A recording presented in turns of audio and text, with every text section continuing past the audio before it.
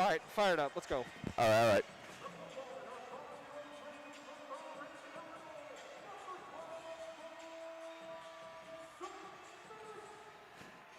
Coming to you live from Ann Arbor in the Chrysler Center. It's 11-1 Michigan, number 7 in the AP polls versus 8-6 the Maryland Terrapins in Big Ten action. WCBN Sports has live coverage. My name is Jack Molino alongside Lucas Vargas. Michigan coming off their first loss of this season against Minnesota up at the barn last Saturday. What was your takeaways from that game? Obviously, maybe a game you throw away to tape or maybe a few takeaways. What do you got? I mean, it's always going to be a grind in the Big Ten Conference on the road, and I mean, Minnesota, for some reason or another, is a different team in the barn, but Michigan did not shoot the ball very well, and as a result, the offense became a little stagnant. Minnesota did a great job as well defending Hunter Dickinson in the post. First time he's really seen tough doubles all season, I would say, and I think as a young player that really got to him. The older guys in the offense have to do a better job stepping up, and Michigan's got to see the ball go through the net, I think, a few times early on to see the offensive confidence come back a little bit.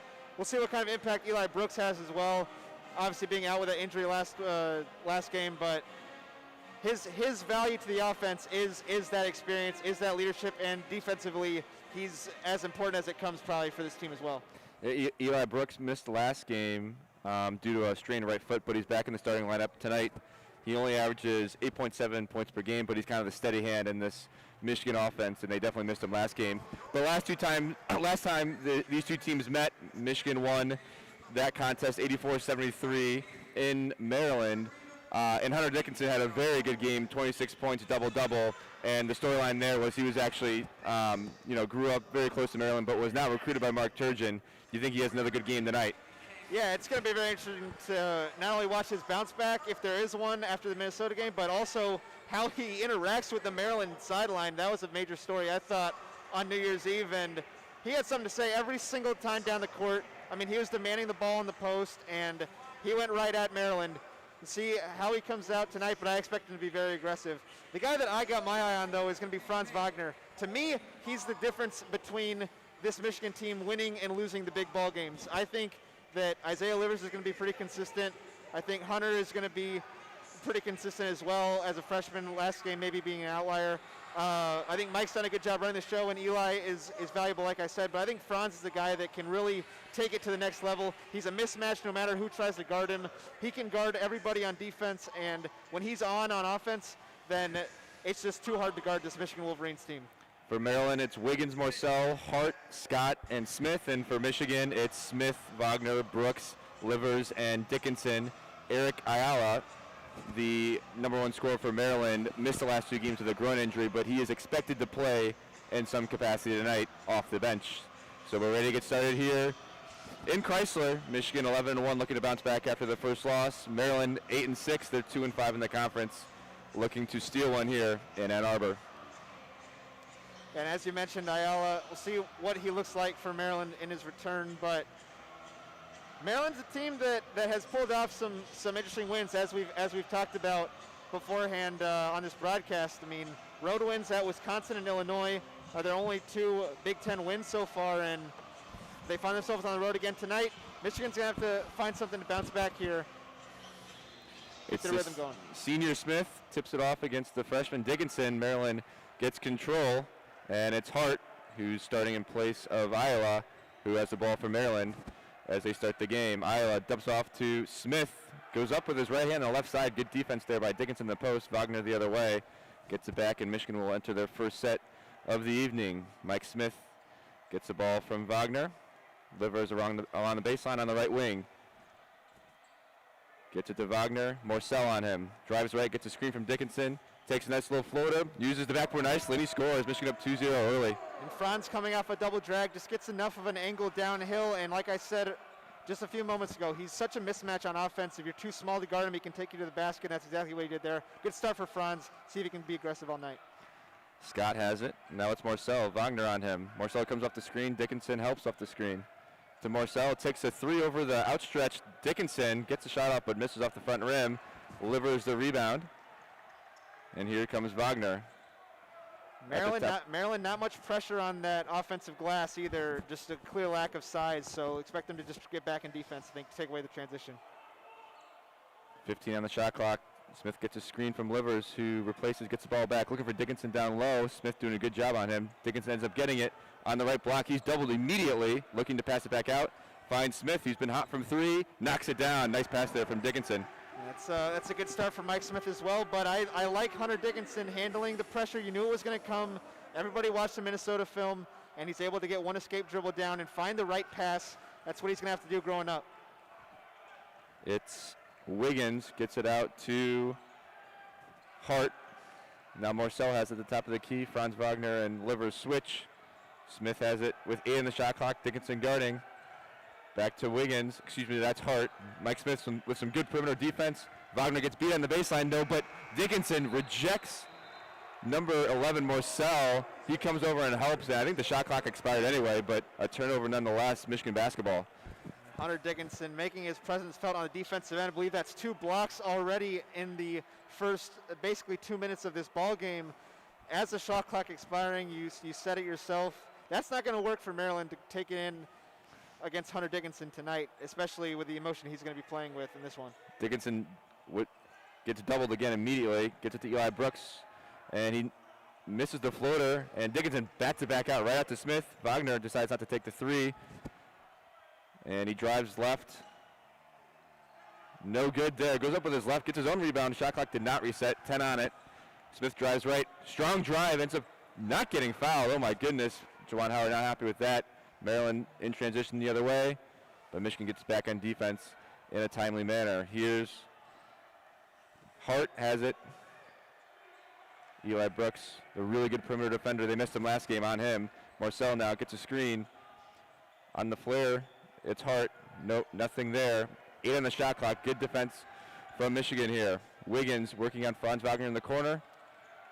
And Franz strips it away, ends up bouncing off Wiggins, and Michigan now has created 3 turnovers. Great tip, and Maryland not even getting shots on the rim to start this game. That's a problem for the offense. We're in a 5-0 game right now. Mike Smith going back to the last Michigan possession. You wondered him coming into the Big Ten how his size would fare, and I think the last couple of games we've seen teams be a lot more physical with him. See how he responds in this game.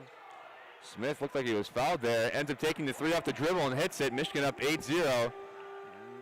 A collision there. Even Maryland was looking for a foul. Maybe a moving screen there is what they wanted. Dickinson and Hart got tangled up on a screen, and Smith able to separate enough for a pull-up 3 off the dribble. And that's how he's going to have to score in the Big Ten. Wiggins takes the dribble and scores off the curl cut there. Maryland gets its first basket. 8-2, 16-19 left in this one. Franz Wagner turns it over, looking for the cutting Dickinson. And here's Hakeem Hart. Livers gets back in time, ends up blocking it, but commits a foul. Looks like Hart will head to the line to shoot 2. We'd like to see maybe a bounce pass there from Franz Wagner. Yeah, but if you're Maryland, that's exactly how you have to approach this game. I mean, you're not going to get too many good looks around your half-court offense against this Michigan defense, and you've got to be able to push it out in transition and force some turnovers in the backcourt. Able to get one there and get fouled. A good hustle, I would say, by Livers to get back in the play, but and no easy layups in transition. But Maryland has really got to push the pace, I think, if they want to have a chance. They can't let this just be a standstill half-court game. They don't have enough offense in that to be successful. Hakeem Hart misses the front end. But I think that's what makes Michigan dangerous. I think they're at best when they're in their set, getting the ball to Dickinson, kicking it back out. But I think they can play fast too. So we'll see if Maryland tries to speed up this game as Hart hits the second one. I agree. I think Michigan, what makes them so intriguing, especially when they're at full health, is the lineups they can play with. And I think they have, more of a half-court style group they can go with, as well as a transition group. Livers penetrates, kicks to Smith, and he knocks down his second 3 of the game. Great penetration there. And there's going to be a foul call. Unclear on who the foul was on. That will bring us to the media timeout, but somehow Mike Smith got called for something. I don't know what he got called for, but the basket is good, I believe. Mike Smith hit a corner 3. They're calling it 2 on the court. And they're calling it a 2, so actually that makes it score 10-3. And I'm a little unclear if a foul was called or not. We haven't gotten a notice from the PA announcer here, but Michigan's up 10-3 at the end of the first media timeout with 15:57 left here in the first half. Michigan off to a good start. And Mike Smith off to a good start. He really bouncing back from last game where he was 0 of 6 from the floor to start. So, I think it's good for him to see the ball go through the hoop. I think he's been a really good point guard for this Michigan team.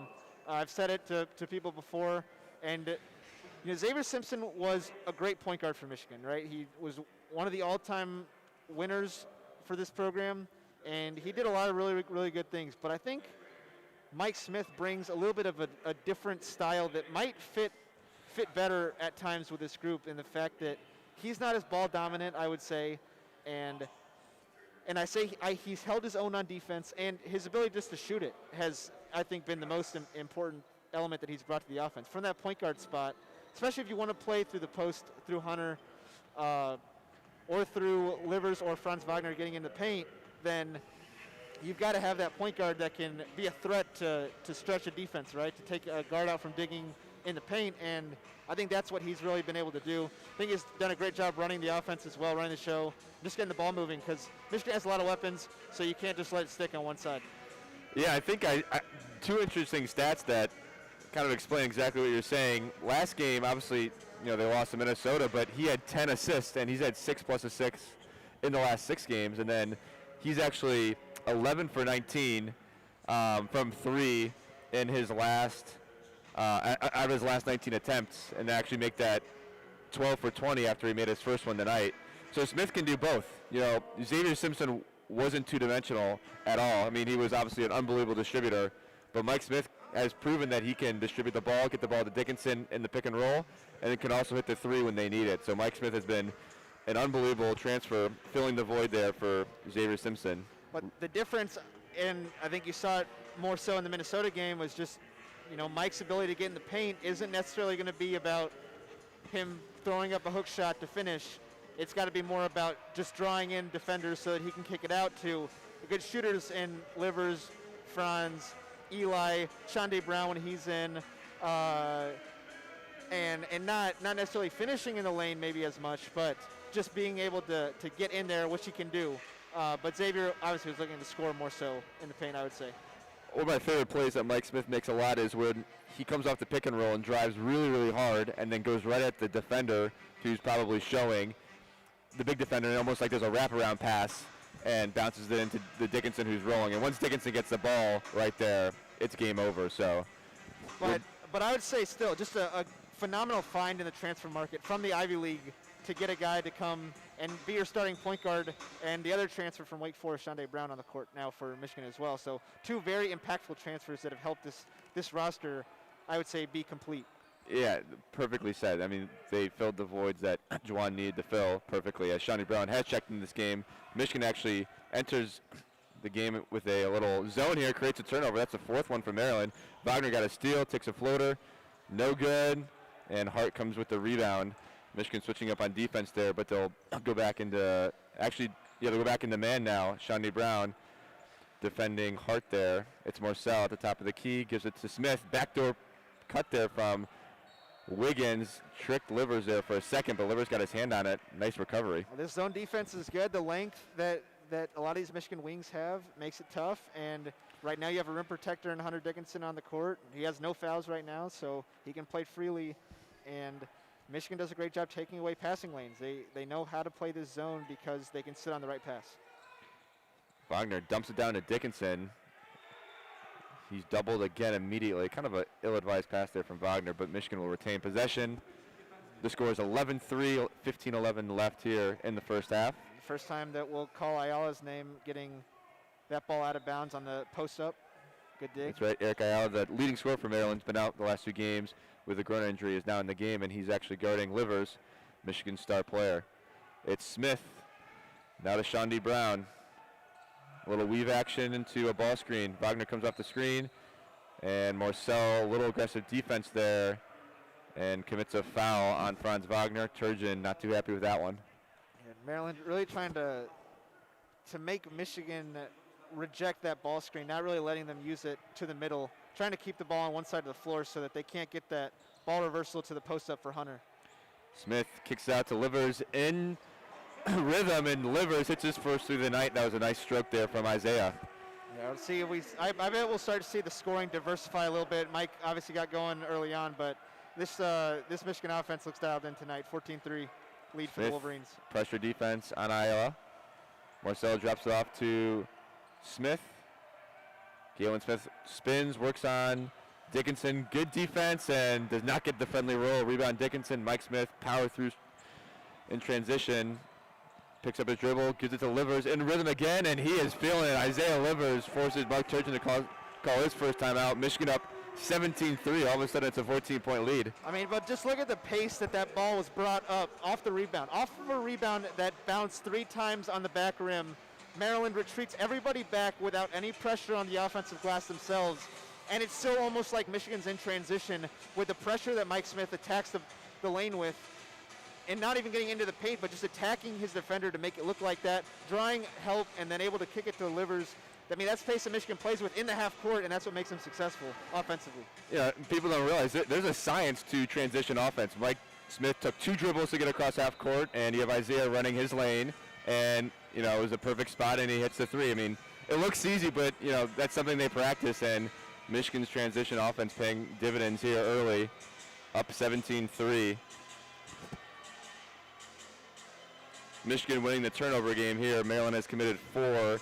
Michigan only has 1. Last game against Minnesota, Michigan committed 20 turnovers compared to Minnesota with only 3. I think that was kind of the story of the game. So Michigan doing a good job in that department. Marcel brings it up against Shondi Brown. Maryland looking to get going here. It's Wiggins. Has nothing there. Wiggins comes off a double screen. To his right, Livers. Good defense there. Now it's Wagner. Number 25, it's Hamilton, who just checked into the game, tries a reverse layup, followed by Wagner. He'll go to the line to shoot 2. I believe this is Maryland's second trip to the free throw line. And, I mean, really, their only hope for offense so far in this game. Yeah, nothing much going for offense for Maryland, which is a little weird because Mark Turgeon's kind of known as an offensive specialist. He's had some really good offensive players in the past. Last year, I think they had 2 kids go to the NBA, and Caleb Smith and Anthony Cohen. Jalen Smith. Jalen Smith. I believe Cohen found his way probably to the G League. Yeah. A little undersized, but. So they're definitely missing those players this season, but they're still 8-6, 2-5 in the conference, looking to pull off the upset here in Ann Arbor. Mike Smith has it. Iowa on him. He rejects the ball screen. Gets the switch, back to Livers, back to Wagner, all the way around the perimeter to Shondi Brown. Good ball movement there. Finally into Dickinson, back out to Shondi. 8 on the shot clock. Livers has it. Iowa on him. 5 on the shot clock, calling for a ball screen. Livers takes it, takes one up, off the dribble, short there, and a really good defensive position there from Maryland. Marcel brings it up. Livers guarding him. Looking for Smith, not there. Wiggins behind the back, working on Mike Smith, takes a pull-up jumper, just short. Rebound Wagner, moving in transition. The ball movement has been really bad for Maryland. A lot of isolation right now. Smith dribbles left. Shondi Brown decides not to drive baseline, 15 on the shot clock. Back to Shondi Brown, looking for Dickinson, who has good position. Skip pass to Wagner. He drives baseline, finds Shondi Brown, open for 3. And that one is just short. Livers tries to save it, and Marcel grabs it for Maryland. And Michigan does a good job getting back in transition defense there. It's Iowa, takes a screen from Smith. Back to Marcel, drives left on Wagner. Wagner tries to reject it, gets it over the outstretched Wagner. Nice shot there from Marcel.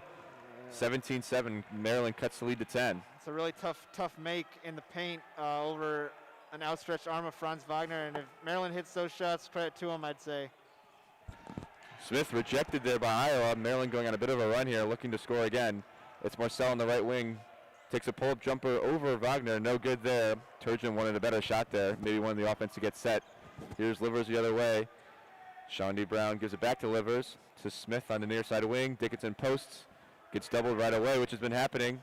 Livers cuts. He's one of the best cutters in the Big Ten. and that creates an open look for Wagner, who drives all the way and tries to throw it down. Number 25, Hamilton, contested it, but he'll go to the line to shoot two. I thought Wagner was going to bring the house down here. Yeah, he attacked that rim with some bad intentions, and Hunter Dickinson again seeing that double teamed and making a pass out of it. Good extra by Shondae Brown to Franz Wagner for that attack on the rim, but Maryland still with only 7 points in this ball game. We're at 11:44 left in the first half, and you've got a pull-up jump shot, a couple free throws in there, maybe a layup as well, and just not a lot going in terms of ball movement for the Terrapins. And the last trip down the floor before this media timeout, I would say that a contested pull-up two in transition when you're down in this kind of game is not the best offense, as you mentioned. Turgeon probably looking for a better shot out of his team, but at the same time you could say they haven't really found any other way to produce points, and it's a guy trying to get himself going in Morcell. Going back to that last possession though, Wagner will end up going to the line to shoot two, but that's exactly what you want if they're going to double Dickinson. He made a nice skip pass to Livers, who immediately threw it around to the other side of the perimeter to Wagner, who had an open driving lane. And that's what you need to kind of break that, is a quick, skip pass and then another pass, and all of a sudden you have an open driving lane. I really thought Wagner was going to throw that one down, but he'll go to the line to shoot two. And the Wolverines done a good job of getting the ball still going side to side, even though Maryland's tried to ice the ball screens. They're trying to take away the ability of Hunter Dickinson to roll, because once that screen gets set, that's when the big can really roll off of it. So you try and make them deny that screen, and the big doesn't have the same opportunity to roll that he would otherwise. But Michigan's still doing a good job of driving baseline and maybe throwing a drift pass or a skip pass, whatever it might be, and that's allowed their offense to continue to flow despite Maryland's efforts to try and keep the ball on one side of the floor. So this is actually the 17th meeting between Maryland and Michigan. Maryland joined the Big Ten in 2014 after leaving the ACC. Turgeon has been at Maryland since 2011, and he's made one Sweet 16, which was actually in 2015. But last year, I really thought that Maryland was going in March, and I think they would have had a very good chance to make the Sweet 16 or maybe even an Elite Eight with Anthony Cohen. But obviously too bad with the March Madness tournament being canceled due to the coronavirus. So a lot of teams that look back and Illinois and think about what could have been, and Dayton. There's some lucky teams that were able to return a lot of their production from the year before and can say, let's go at it again. But Maryland's one of those teams that they had their window, and unfortunately for them, they never got to see what could have been, even in the Big Ten tournament for that matter. Actually, Turgeon was at Texas A&M before this, and then Wichita State before, and he's actually the Missouri Valley Conference Coach of the Year in 2006. Now, does Wichita State still have their coach, or was he fired due to allegations? Do you know? I know he had Missouri. So Greg Marshall is gone. He is gone, and Wichita State still having a successful season, though. Really? By their standards. They still in the American Conference, and they're second place right now. Houston is just head and shoulders above everybody. Yeah, they're good. In the American. I mean, it's what's becoming a consistent top 10 team in Houston. But Wichita State still behind them in the standings of the American Conference, and yeah, they've still found a way to be successful without Greg Marshall running the show. 8-3 overall, second place in the American. Back to the action here. Franz Wagner hits the first one, putting Michigan up 18-7. Brandon Johns, the junior from Lansing, Michigan, checks in along with Austin Davis, Old Country, number 51, giving Hunter Dickinson a rest. Wagner hit the second one. Michigan up 19-7. Michigan enters a little press zone here, and they'll transfer into man. Shondae Brown on Hart. It's Dante Scott, guarded by Brandon Johns. Iowa guarded by Smith. Driving left, gives it to Hart. Kicks it to Iowa, open three, and that's not great defense by Michigan. That's his spot there. He unfortunately misses it. Now he's driving on Wagner, steps back, nothing there. It's Hart looking down low for Smith, and Austin Davis, nice little pickpocket there, showing how impressive he is on defense for the Wolverines. Shoal Mariel just looks like half the man that Austin Davis is when you compare the size of the two. Yeah. Davis able to easily overpower him to get that tip. Johns, that sweet stroke from the corner, knocks down the three. Michigan now up 22-7. Really good penetration there by Mike Smith. Yeah, John's a really intriguing player. I mean, his move almost to a small ball 5 while Davis was out, and he's still been able to be relevant now as a shooting stretch 4 as well. I like what he can bring off the bench as a big that can match up in different ways. I think he's a guy that's going to be valuable to Michigan down stretch. Iowa got into the lane, was fouled by Brandon Johns, I believe. Excuse me, Austin Davis. He'll go to line to shoot 2. Zeb Jackson, the freshman, will check in along with Eli Brooks, the senior. Iowa knocks it, misses it. Maryland struggling from the free throw line tonight. Zeb getting run in the first half. I didn't really expect that with Eli Brooks coming back as they check in together now. Yeah. But I mean, it'll be interesting to see how a young kid like that handles coming back now after what was probably a rough game by most standards in Minnesota. And a guy that hasn't played too much at all this season and really got thrown into the fire in Minneapolis. Let's see what he looks like now in the first half. Jawan's giving him minutes, so must have some faith. Jawan usually keeps his rotation to 7 or 8, but I guess he's going to open up to 9 tonight. And John's at the top of the key, drives right on Smith. Bumps pretty hard there. I'm surprised an offensive foul was not called. He throws it up, and Jawan asking for a tip. Refs say no. Maryland basketball, I think that will go as a turnover. Yeah, well, Brandon just trying to be a little bit too physical, trying to pound his way to the basket from catching the ball around the elbow. This is a tough line to get to the rim at that point. But you want him using his size, though, because he's a big body. Yeah, I think if he has a rip and go or something to that nature, but trying to just bully ball someone down, I don't know that's really his game. Iowa working on Brooks. Aaron Wiggins drives baseline, kicks it out to Dante Scott, who's actually their best three-point shooter, their forward. He misses it. Brooks the other way. Shawnee Brown gets a screen from Johns, but Brooks kind of fumbles it on the other side. They're not able to get into their set.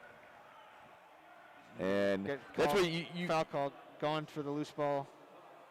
And that's the problem I have with Brooks and Zeb Jackson at the same time. Brooks is not much of a point guard, as we know that. You know, he's more of a shooting guard, really good perimeter defender. Maybe you want to see Zeb Jackson running the set there, but not sure there.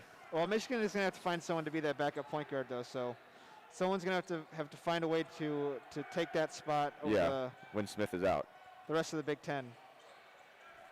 Hamilton drives, turns it over, gets it back, and Shawnee Brown fouled Hamilton there. Bit of a sloppy play there, but Maryland will go to the line to shoot 2.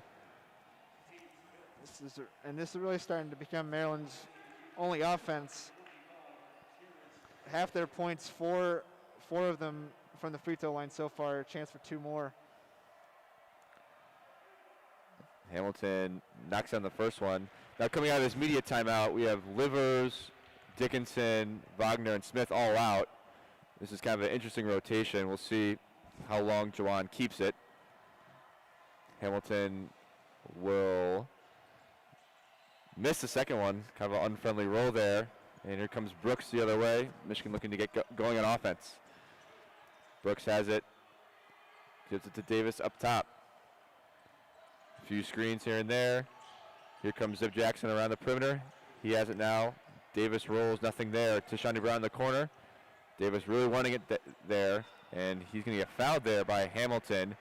Using a little too much forearm action there.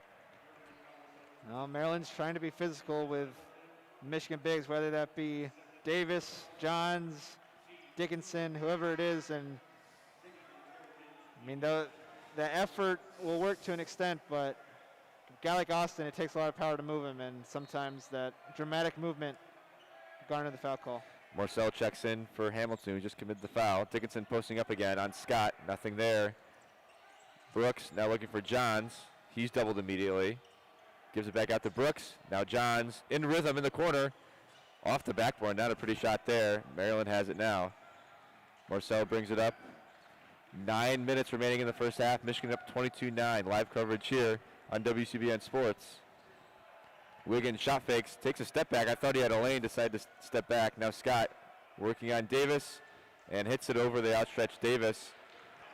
Maryland clawing back in this one, gets it to a single-digit lead, only up 9 now. Zip Jackson brings it up, gets a screen from Johns and Davis. Davis rolls, he's right there. Nice pass there from Zeb Jackson, the freshman. And Michigan up 13, and I mean, really, as much as Maryland's probably struggled on offense in this game that we've talked about, they're still right in this if they can start to find a rhythm. Dante Scott has it, gives it to Wiggins. Wiggins decides not to take the weave or the handoff. Dante Scott picks up his dribble at the top of the key. It's Hart. Gets the switch. Now working on Zeb Jackson down low. Zeb Jackson holding his own. Dante Scott from 3 feet behind the line. And he can do that. He's their best three-point shooter. And he's shown why tonight. That's actually, I think that's just his first three. But the lead back down to 10, 24-14. Yeah, but that's his second shot now over Austin Davis closing out. It's a tough make. And if he gets going, Maryland finds some offense. Brandon Johns, nice little hook there over Dante Scott. Brandon Johns showing his finesse down low. Lead back up to 12. This is the lineup that Maryland has, though, defensively. I mean, you have Scott basically getting cross-matched with Brandon Johns, and that's a tough guard for him down low. Iowa takes a 3. No good there. It was a good look there for Maryland. Brooks the other way in transition. Gets a double screen from Johns and Davis. Davis looking to post down low. Zeb Jackson takes the 3. No good there, and Maryland can't handle the rebound, and that'll bring us to the third media timeout of the first half. Michigan up 26-14 with 7:13 left to go. And so he gets a little bit of a run from Zeb Jackson there. I think Smith will probably check back in here coming out of the Smith media. and Livers are checking back in. Yep, so they'll get some of those starters back in following the media timeout. But I mean, you talk about that second group that was just out there, and Austin Davis pretty much being the center point of that group, you would probably say, and it's a guy that has he's been in the program now for 5 years. Decided to come back when he knows that Juwan's bringing guys in, right? He doesn't really know what's promised to him by coming back for that 5th year, and all he knows is that he's got an opportunity to be a leader for the team, and he seizes that opportunity, and I think he's done an exceptional job of that, losing his starting spot due to that injury, but obviously Hunter Dickinson just became too good not to start. But how fortunate are you as a coach to have a guy like Hunter Dickinson be able to now learn from someone that's been through the grind of college basketball for 4 years already? Oh, yeah. And now can really teach the young guy how to do that. I mean, along with the big man knowledge that Juwan already possesses. Yeah. Hunter Dickinson's a lucky man. I think that's really valuable, and I think it's what could be the difference between Michigan program and other programs that maybe go after top end talent in the recruiting battles, is that Michigan is going to have some of these guys in every class that are going to have to stay around. They're going to be around longer than 1 or 2 years.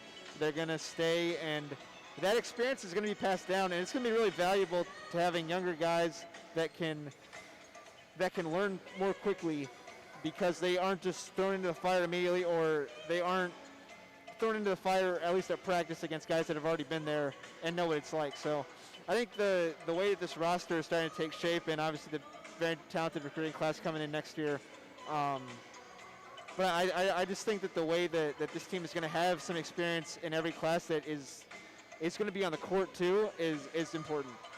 I think that's a sign of a good team. When your starting lineup is full of a few seniors, maybe a junior or sophomore, and then a star freshman, rather than 3 or 4 freshmen and then a transfer senior. You know what I mean? I think Michigan has done it right, and it'll be interesting to see Juwan Howard, how he runs the program moving forward. Obviously 3 or 4 big recruits coming in. They got the #1 recruiting class next year according to ESPN. But you still have some juniors and seniors that may stay around, that can teach things, just like Austin Davis is teaching Hunter Dickinson. But yeah, it'll be interesting next year.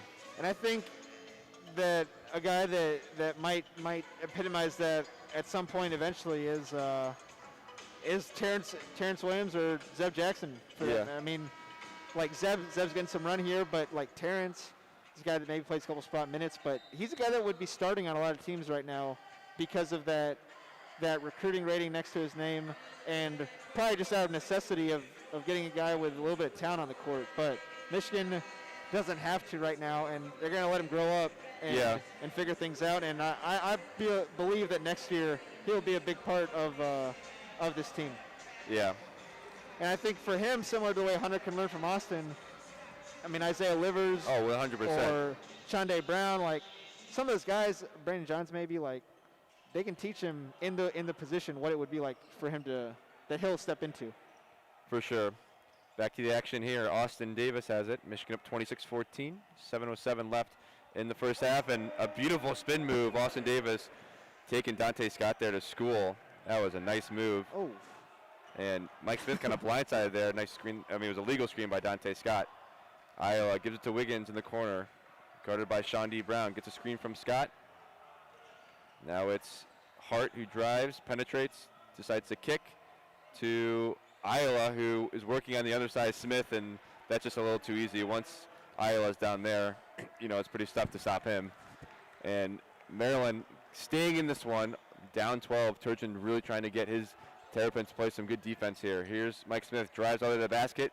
No look pass to Livers, who drives right again, kicks it to Mike Smith.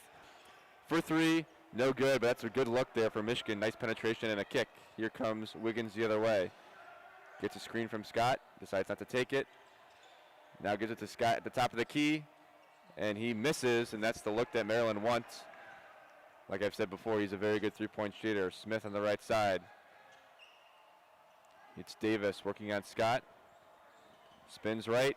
He's doubled, almost travels, and Maryland really wanted to travel. Davis got the shot up, no good.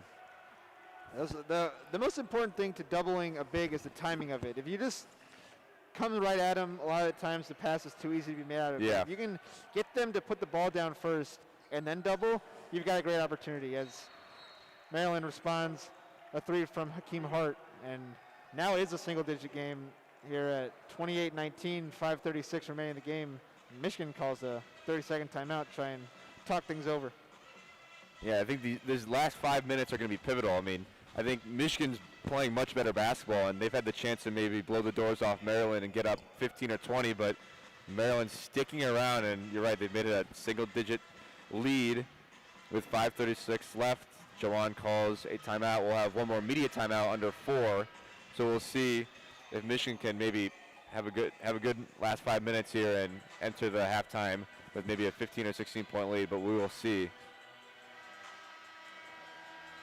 Maryland is 7-0 this season when winning the rebounding category, and Michigan's winning 12-9 tonight. Yeah, but does that include their who did they scrimmage last week?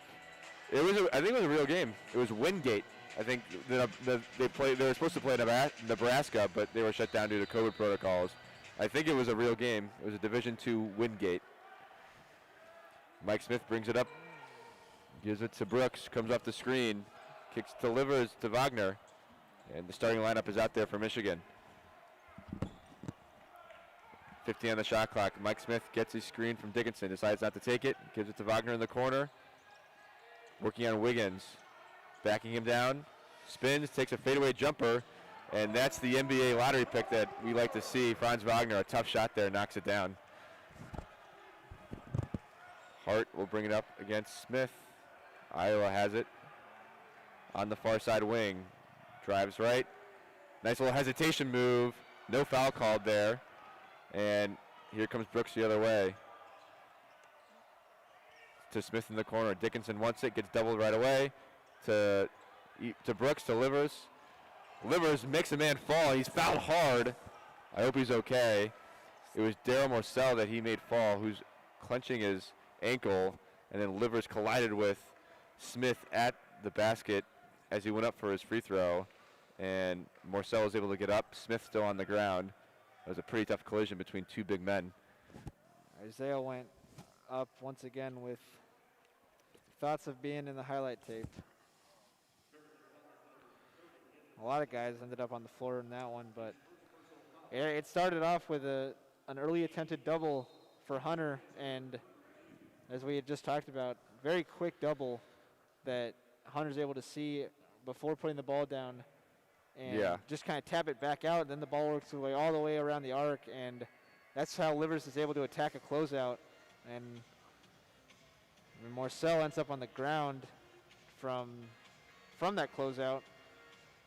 Delivers 6'7", 230, flying right there at Galen Smith. And that was a big collision. And they're at the review, or they're at the table reviewing something. I'm not sure, maybe a flagrant or something like that, but I don't think anything extracurricular happened there. And it'll be a common foul. Livers will go to the line to shoot 2. He's Michigan's best free throw shooter on the season.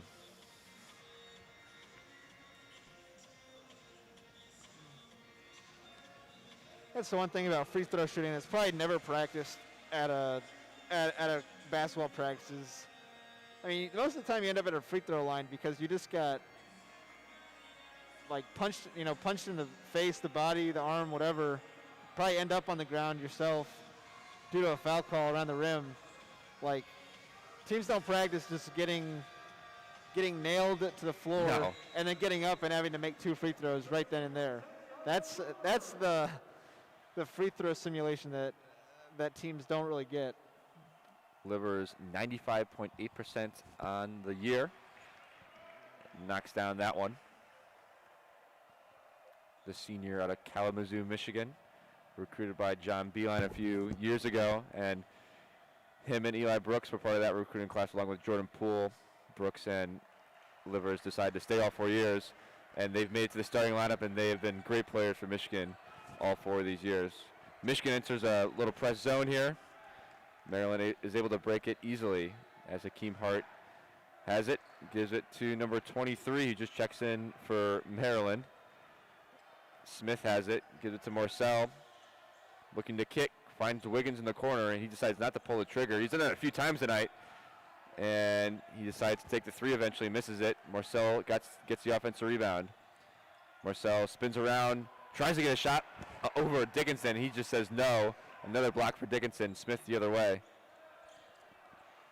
It's Livers. Gets it down to Wagner, who has great position on Hart, and a foul called pretty quickly there. 4:02 left. 4:02 left in this one. Next dead ball will be the media timeout. Oh, that's a really good cut off the stagger screen for Franz Wagner. Just kind of knifes it into the paint and posts up. Like we said, he's such a mismatch no matter how you try and guard him, and able to draw a foul. 23, Aquan Smart has checked in for Maryland. Livers open 3, gets it from Wagner. He misses that one. Dickinson gets the offensive rebound easily over 4 Terrapins, but misses a little turnaround jumper. And here comes Maryland. 32-19, Michigan has the lead. 3:45 left in the first half. Hart nowhere to go. Gives it to Wiggins on the left wing. Drives right. Takes a nice little floater there over the outstretched Dickinson. Nice use of the backboard. Maryland once again sticking around in this one. Lead down to 11. Smith gives it to Wagner. Dickinson at the top of the key. Livers looking to cut. Nothing there. To Smith on the far side wing. Nice little cut there from Dickinson. Goes up with his left hand. That's his strong hand. He misses it. Good defense there by Galen Smith. Maryland looking to make this a single-digit lead here with 3 left in the first. I promise you that's something that matters to Maryland, is not letting Hunter Dickinson score in the paint tonight. Brooks gets the steal, and he's fouled hard by Dante Scott. And he'll go to the line to shoot 2. Eli Brooks gets up fine, but that was a very tough foul, and that'll bring us to the final media timeout of the first half. Michigan up 32-21. Well, Maryland has certainly upped their pride in preventing paint scores for Michigan, whether that's going to be stopped by a hard foul or by having 4 guys collapse on someone in the paint. They're making it a point of emphasis to keep Michigan from scoring in the paint, and I mean, especially after what we saw on New Year's Eve with Dickinson taunting the Maryland bench almost the entire game and scoring 26 points. They are not just going to sit back there and let him do that tonight, and it's clearly important to them that at least he does not do it on this night. Yeah, and I think people forget that game got a little chippy. There were 4 technical fouls called. Yeah, I don't know if it's good reason, but at least in this day and age, it is quote unquote good reason to call technical fouls. I mean, we all know it could be a lot worse as far as technicals go. Looking around the Big Ten, Penn State comes back for the first time in a few weeks, and they're playing Illinois in Champaign, and then Purdue, the Boilermakers, are playing Ohio State. Michigan still atop of the Big Ten at 6-1.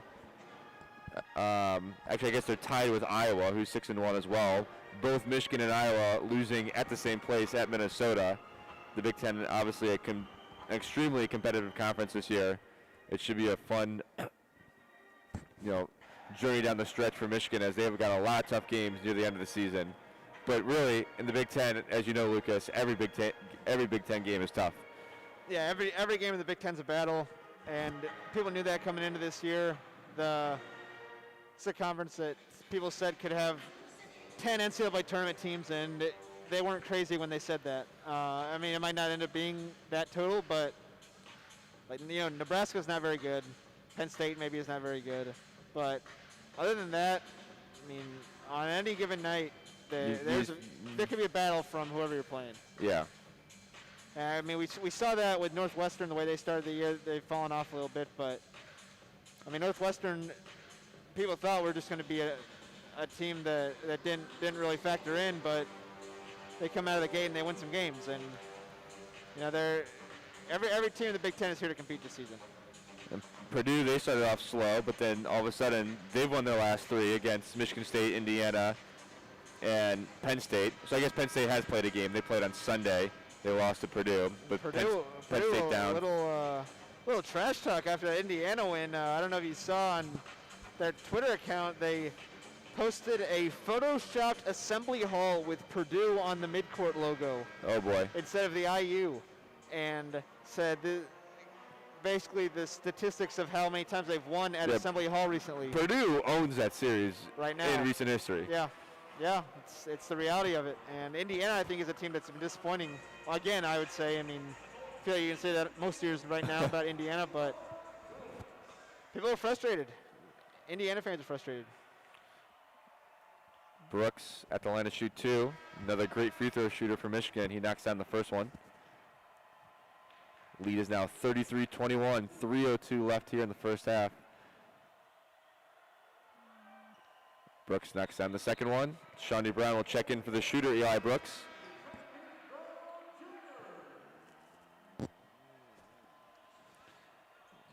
Brooks, his minutes are going to be interesting to watch as the season progresses. I mean, I don't know what happened with his foot exactly, but yeah. I mean, feet are tough. And then he had his tooth, and then he had his nose last year. He keeps on getting injured. But he always plays, it seems like. He has no serious tough injuries. Kid, yeah. Tough kid. Dante Scott to Hart. And a little miscommunication there. Livers went to go guard Scott, but they missed the three there. Nice break there for Michigan. Franz gives it to Smith, looking for Dickinson down low. Livers was about to pull it. Now Dickinson doubled, and Dickinson passed it a little too quickly. Livers was cutting, a little miscommunication there. Dante Scott puts it up there. Good defense there by Mike Smith, but Maryland scores. Lead back down to 11, 2:18 left. And that double team finding success that time. Yeah. Maryland's not going to abandon that. So no, they've been doing it quickly every single time. Smith gets a screen from Dickinson, decides to take it, and kicks it to Shawnee Brown in rhythm, near side corner, and Shawnee Brown hits it. And he's been a great three-point shooter this year. That's been an asset that he has certainly provided, and that's the job that he has to fill on this team. He has got to be a guy that can reliably catch and shoot and then guard another team's best player like he is right now. He's an aggressive 3-and-D is what they like to call it. Iowa overpowers the 7-foot Dickinson. Nice move there, showing why he's the top scorer on the team. Yeah, Iowa just too good, able to reject the screen, Michigan trying to ice it, and attack Hunter Dickinson, score a layup. Whistle there. I think they might get Shawnee Brown down low for something. Yep. Good call. Good call. But with the minutes that Shawnee Brown gets, he may only play 20 minutes a game. I'm okay with him committing 3 or 4 fouls because he's an aggressive player at heart. Yeah, I think that aggression benefits his defense more than if you just told him to lay off. Yeah. I just don't think he would be the same defender. So I'd agree with that. Obviously, you probably don't want him committing those type of offensive fouls, but sometimes that is a secondary effect of him being an aggressive player. Dante Scott misses the three. Mike Smith in transition with a blast of speed there. Unbelievable play there from Mike Smith, and he went coast to coast there. Yeah, just a flash of quickness and finishing with that inside hand Yeah. on the left side of the rim. That's really the only way a little guy like him can prevent his layup from getting blocked. So crafty finish. It's one that the pros practice. Off of 2 feet as well. Very controlled finish. Smith ends up committing a foul on the other end. I think that puts Maryland into the bonus. Hakeem Hart will go on the line to shoot 1-on-1. Aaron Wiggins checks in for Maryland. I keep on wanting to say Andrew Wiggins.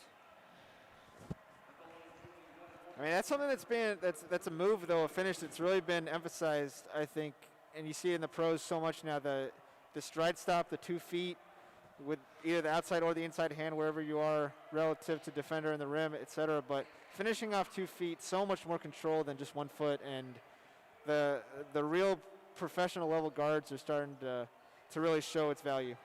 Maryland misses the front end of a 1-on-1. Mark Turgeon not happy with that. Maryland really struggling at the free throw line. Shawnee Brown for three.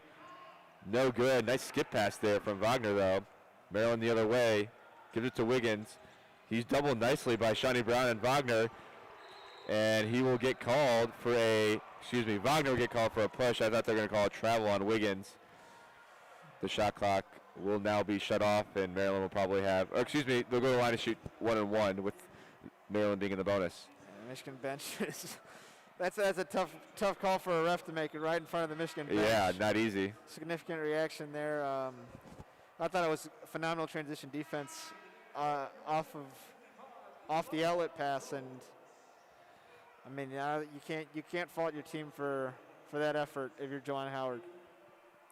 Not at all. So Wiggins will go to the line to shoot 1-on-1.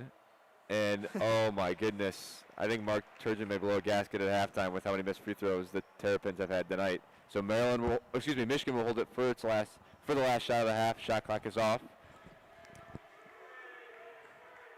Dickinson will set a screen for Mike Smith. Smith gets the switch. Gives it off to Wagner, who steps back and hits a three. And that's exactly what Michigan needed. Michigan up 42-25 to end the first half. Not a pretty end of the half for Maryland, but Michigan up 17 points here.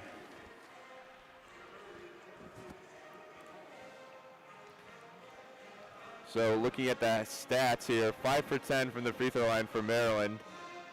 Michigan a perfect 6 for 6. And the story of the game, I think, really is three-point shooting for Michigan. They're 8 for 14, and Maryland is only 2 for 10. And I think Maryland really can't score in the paint. They don't have that big score, so they need to have some good three-point shooting, and they just have not had that tonight. I think Dante Scott has hit 2 of those, their best three-point shooter, but they really didn't have any flow on offense other than those 2 threes. Yeah, Maryland lacks any significant post-up game whatsoever. They just don't have true bigs on this team, not like they have in the past. And then the other ways that they're trying to get into the paint to score is off the bounce, off the isolation bounce. And Michigan has good defenders, but they also have a big who's playing freely around the paint, like waiting for a shot to come that he can challenge. And so therefore, your isolation is just not going to be very successful. Not many actions to get into the paint other than that isolation hasn't worked out. So we're going to, before we take a break here at halftime, we're going to have Teo Mackey, a WCBN Sports alum, on for a few questions. Lucas Vargas, my color commentator, will be asking Teo some questions, who currently writes for the Daily and, UMHoops.com. So here's Teo.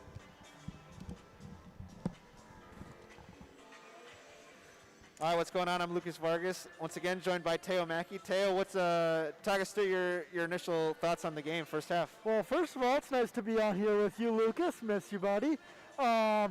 Michigan looks fantastic. They look like they did for the first 11 games. Yeah, what do you think changed between, obviously Eli Brooks is back, but what do you think changed stylistically from the Minnesota game that we saw a couple days ago and today? I mean, the biggest thing for me is Maryland just doesn't have the height to do what Minnesota did. Minnesota was doubling Hunter Dickinson with these physical double teams down low, and Maryland's just not able to do that. If you're guarding Hunter Dickinson with two guys who are 6'6" and 6'8", I mean, you're going to have a long day, and that's what Maryland's had. I mean, Mark Turgeon yesterday on his Zoom call said he had some things up his sleeve. I guess this double team is what he had up his sleeve, and it's not working out too hot for him. And what do you make of that double team? How do you think Hunter has adapted today versus a double team versus the last couple games where it has had a little bit of success? I mean, I think he's just making, well, for one, it's the personnel, like we said, but he's also making the simple pass. And when he makes a simple pass and there's still a double team, Michigan's playing 4-on-3. It's a lot easier to play 4-on-3 than 5-on-5. I mean, Dickinson doesn't have any points, so I guess to an extent it's working, except that Michigan's up 17. So. No, that's a great point. As looking at the roster in general for Michigan, I mean, this is a team that you've watched closely. You've talked to the players, the coaches. But what do you think is like the true strength of this roster when you get into the NCAA tournament or the Big Ten tournament? Like when it comes to the end of the year, what do you think is the strength of this roster? And then what do you also think are the areas that other teams will be able to attack? Well, I really think the strength is this balance that we're seeing today, right? You can go at Hunter Dickinson, and then they're going to hit you with guys on the wing. You can go at the guys on the wing, then they'll hit you with Hunter Dickinson. There's not really one area you can focus on with this Michigan basketball team. And then the other thing in the NCAA tournament, Michigan, I was thinking this earlier, Michigan is the last team in the country that I think would be upset by a lower seed in the first round. Because a lower seed where your biggest centers are 6'7", I mean, Hunter Dickinson is going to have a field day. And so I think Michigan, if they're like a 2 or 3 seed, I think they're pretty much a lock to make the Sweet 16. From there, in terms of weaknesses, the turnovers is a little bit of a concern. We saw that especially without Eli Brooks. Offense wasn't operating as it usually does. If you can turn Michigan over, that's when their offense can get out of sorts and you can kind of force an upset. Yeah, what do you think happens with this backup point guard battle? It's something we talked about on the broadcast in the first half, was the point guard spot in general, really. I mean, how different Mike Smith is than Xavier Simpson, what he brought versus what Xavier brought, and then now what that backup point guard spot. I mean, it's kind of just like by committee, trying to fill the time is what it looks like. But how do you see that backup point guard spot? Really, it's a lot like what was it 2 years ago when they basically had a 6-man rotation and Xavier was playing 39 minutes a game. I mean, that's kind of what it is. I mean, last game Mike Smith didn't come out until garbage time, and then I don't know if he has this game either. I guess he did for came out for probably, I think it's probably 3 or 4 minutes when maybe. Zeb Jackson came in. I think clearly Zeb Jackson's not the answer yet. I think the answer is Eli Brooks, and then you shift other things around. But Mike Smith, I mean, he's not a guy who, when he came in, I was expecting to be a 38 minutes, can't take him out of the lineup. But that's a testament to him, that he's a guy that you just cannot take out of the lineup. You know, Eli Brooks can play point guard for 2 minutes a game, but Mike Smith's going to be in there for 38, and that's a good thing for Michigan. Yeah, it's definitely been interesting to watch that transition from Xavier to Mike Smith now. And it's a different type of offense, but it seems to work out just as well. I mean, really, for Michigan. I think the pace that they play with has improved, in my opinion. And I think that benefits guys like Franz and Isaiah. I think it's been a great benefit to the wing players that are so good with the ball in their hands, too. Yep. I think the ball moves around.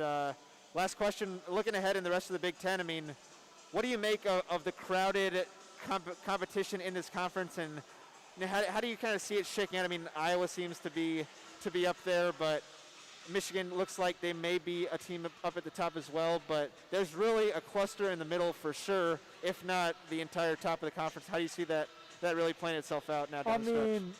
I mean, it's an awesome conference, isn't it? It really makes me just sad that there's no fans. Can you imagine going at a place like Illinois this year? They haven't had great success in 15 years. I mean, that place, the roof would be blowing off. You would get that every single night in this conference unless you're playing Nebraska. So I think there's a clear top 4 in Wisconsin, Michigan, Illinois, Iowa. If I had to pick a winner right now, I'd probably say Iowa, but Michigan, I would not be surprised at all. And then, as you said, there's that massive middle tier. I think it's pretty much all tournament teams except for probably Northwestern, Nebraska, Maryland, and Penn State. I mean, I think Michigan State will figure it out. But, I mean, all those teams, I mean, probably going to be, what does that leave? That leaves 6 teams in that middle tier that are probably going to be like somewhere from the 5 to 10 line, maybe Ohio State higher. But if you want me to pick a conference champ, I'll go with Iowa for now. I mean, are you ready for Hunter Dickinson, Luka Garza? That is going to be awesome. It's going to be a fun game. I mean, I think the pace in that game is going to be incredible. I broadcasted that game last year here, and it was amazing. It's going to be high scoring, that's for sure. It's going to be a fun one when Michigan and Iowa finally get together. Yeah, in the 90s, we'll have endless storylines about Hunter Dickinson and Luka Garza playing each other in AAU. Playing on the same team. It's a phenomenal conference, and I mean the conference tournament. Hopefully that happens and everything like that. But it's shaping up to be a great conference tournament. I think more than even a regular season battle. Yeah. But Teo, appreciate the time. Yep. Teo Mackey, Hoops, does some great work and some great content, great scoops. I know he had the Eli Brooks scoop today that he was going to be playing pretty early, so good work on that one. And just credit to you, man. Keep covering the industry and keep rising, all right? You too. You guys do great work. Thanks for having me on. All right, man. And we'll take a little break before we get started with second half coverage. Michigan will come out of halftime with a 42-25 lead.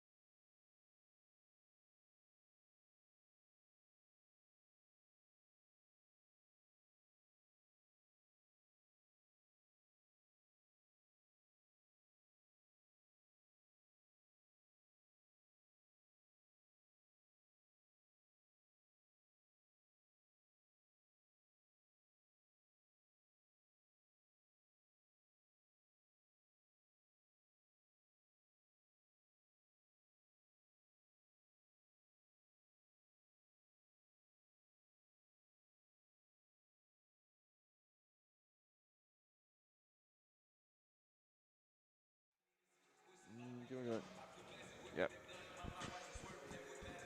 Back here live at Chrysler, Michigan will enter the second half up 42-25 on the Maryland Terrapins.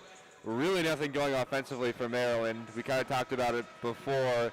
Maryland really doesn't have that big that they can go down to, and their top scorer, Eric Ayala, only has a few points here, only 5. So Maryland really needs to get going offensively, but Michigan also has a chance to really, get off to a strong start here in the second half and put Maryland away early. And, I mean, I know this is like a pointless question, but, and it was just a topic of conversation after the New Year's Eve game, but what would Maryland look like if they had Hunter Dickinson? Like, if they actually had recruited him? I mean, is he that piece that they're missing? Yeah, with Smith leaving for the NBA last year, he's on the Suns now, they lost him, and they really don't have anyone to replace him. Galen Smith is not really a big. He's definitely a decent-sized player, but he's not a huge scorer. And then Dante Scott is really more of a three-point shooter, so they're definitely missing that part of the game. But back here to the game, Eli Brooks starts off the second half with an open three and knocks it down from the corner. Michigan picks up where they left off, and the lead is now 20. Well, that was a design play coming out of halftime. That was a great execution of it, too. And Franz able to get that driving kick to Eli Brooks. Nicely done. Michigan creates a turnover early on, looking like the first half again. Mike Smith tries to go up and under. No foul called. We'd like to see him go straight up there and a little more strong, but Maryland tries to score in transition. Does not. Livers throws it up to Mike Smith, and that ball is thrown out of bounds. Michigan will retain possession. A few sloppy plays there. A quick start here in the second half, up and down, up and down. First half was a bit of a slower pace, but that was definitely quick right there. I think the ball went through the Blavin Tunnel, and I'm not sure if they're going to... That ball get going down there. That slopes downward, and you'll be chasing that one for a little bit. Probably one of the student managers running after that one. The ball's still not back. Actually, no, it was a referee. Let's get it. Yeah, he probably went all the way down by the bathrooms, to be honest. Yeah. Took a bounce left, and all of a sudden it's in the Player Development Center. But we're back here in action. Mike Smith to inbound in the corner to Wagner. Gives it to Mike Smith. Michigan looking for another design play here. Smith gets a screen from Livers. Looking for Dickinson down low, nothing there. Gives it to Wagner, another look for Dickinson. Gets it, doubled right away. Moves around the perimeter. Michigan has done that a lot tonight. And a good look there from Brooks. No good. Maryland the other way. Morcell guarded by Brooks.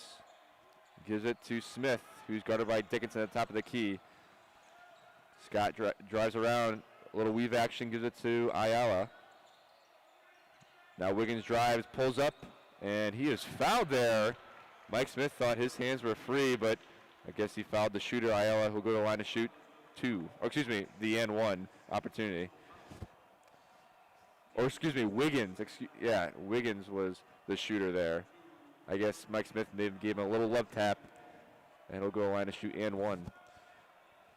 This is a guy that Maryland needs probably more out of. I mean. Yeah. He averages 12.6 points per game on the season, which is the second leading scorer on the team. Livers has it on the near side wing, tries to drive, nothing there. Wagner drives, throws around. What a pass around the perimeter there from Wagner, who's under the basket. Brooks hands it off to Livers, and that's really good offense from Michigan, starting off with the penetration from Wagner. Yeah, incredible ball movement. It looked like Michigan was running circles around the arc, really, and the ball going with him. Livers dives on the floor, gets a steal, gives it to Brooks, who runs into the referee, who may have saved him from going out of bounds, but turns it over anyway. Michigan almost with a fast break layup, just couldn't get a handle on the ball. Wiggins drives, gets a screen, decides not to take the pull-up jumper. Here's Morcell, drives left, gives it to Wiggins again.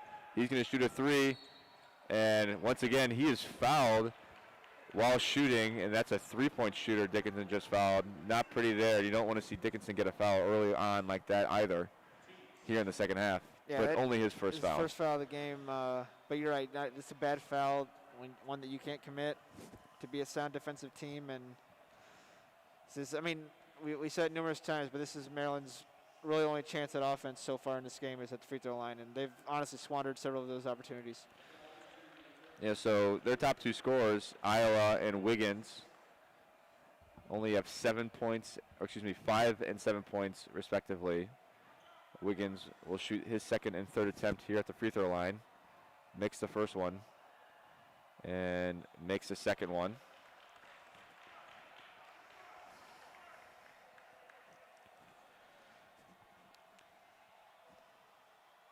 You can hear a bit of the crowd noise being pumped in, pretty light here at the Chrysler. It's definitely weird without the fans here. Every arena now has they're allowed to pump in crowd noise to a certain volume, but I think it's a terrible job by how they do it. It's basically just a steady stream of buzzing. Yeah. And it's honestly kind of annoying, especially when you're down on the court. It's not soothing. And it definitely doesn't help anything. And Livers dumps it down to Dickinson, and he throws it down strong. Dickinson, and that's actually only his second point of the game. Yeah, that's his first basket.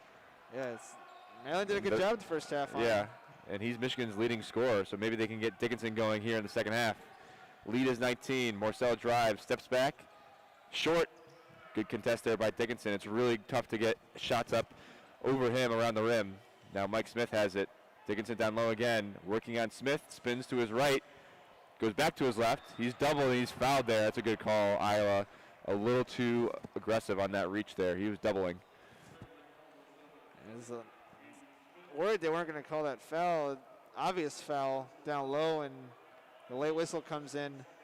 Dickinson, I like the way that he, in these transition ball screens that he goes into, and he does such a good job of sometimes not even setting the screen, just rolling to the open space and then having an opportunity to seal off that roll because the defender's expecting him to set the screen itself. Yeah. But by ghosting it, slipping it, not quite, but like ghost rolling it almost, he's able to get a good touch.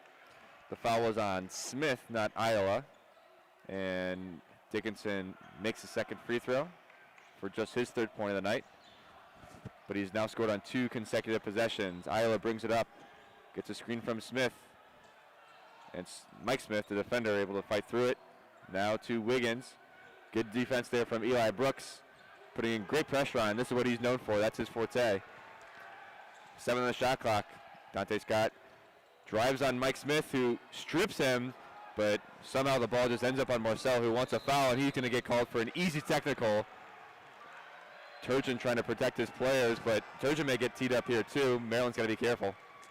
It's an incredible sequence that just went down there. Yeah, I mean, Morcell was asking for a technical there. Well, you have Morcell, who's wearing a face mask, come down the lane claiming he got hit in the head. I mean, like maybe, but I mean, not enough to get that fired up about a no call, in my opinion, and just yelling at the ref standing there.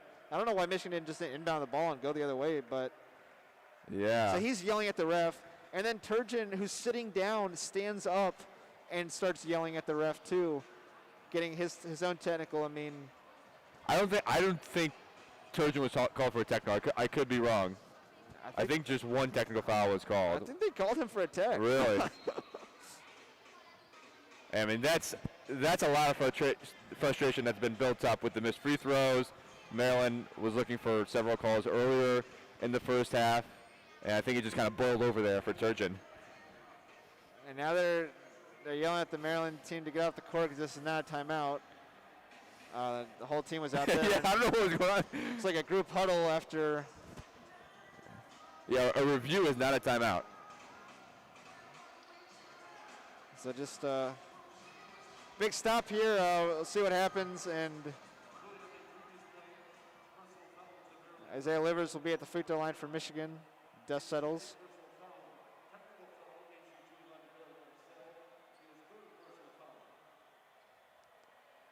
So I think, if I heard that correctly, it was a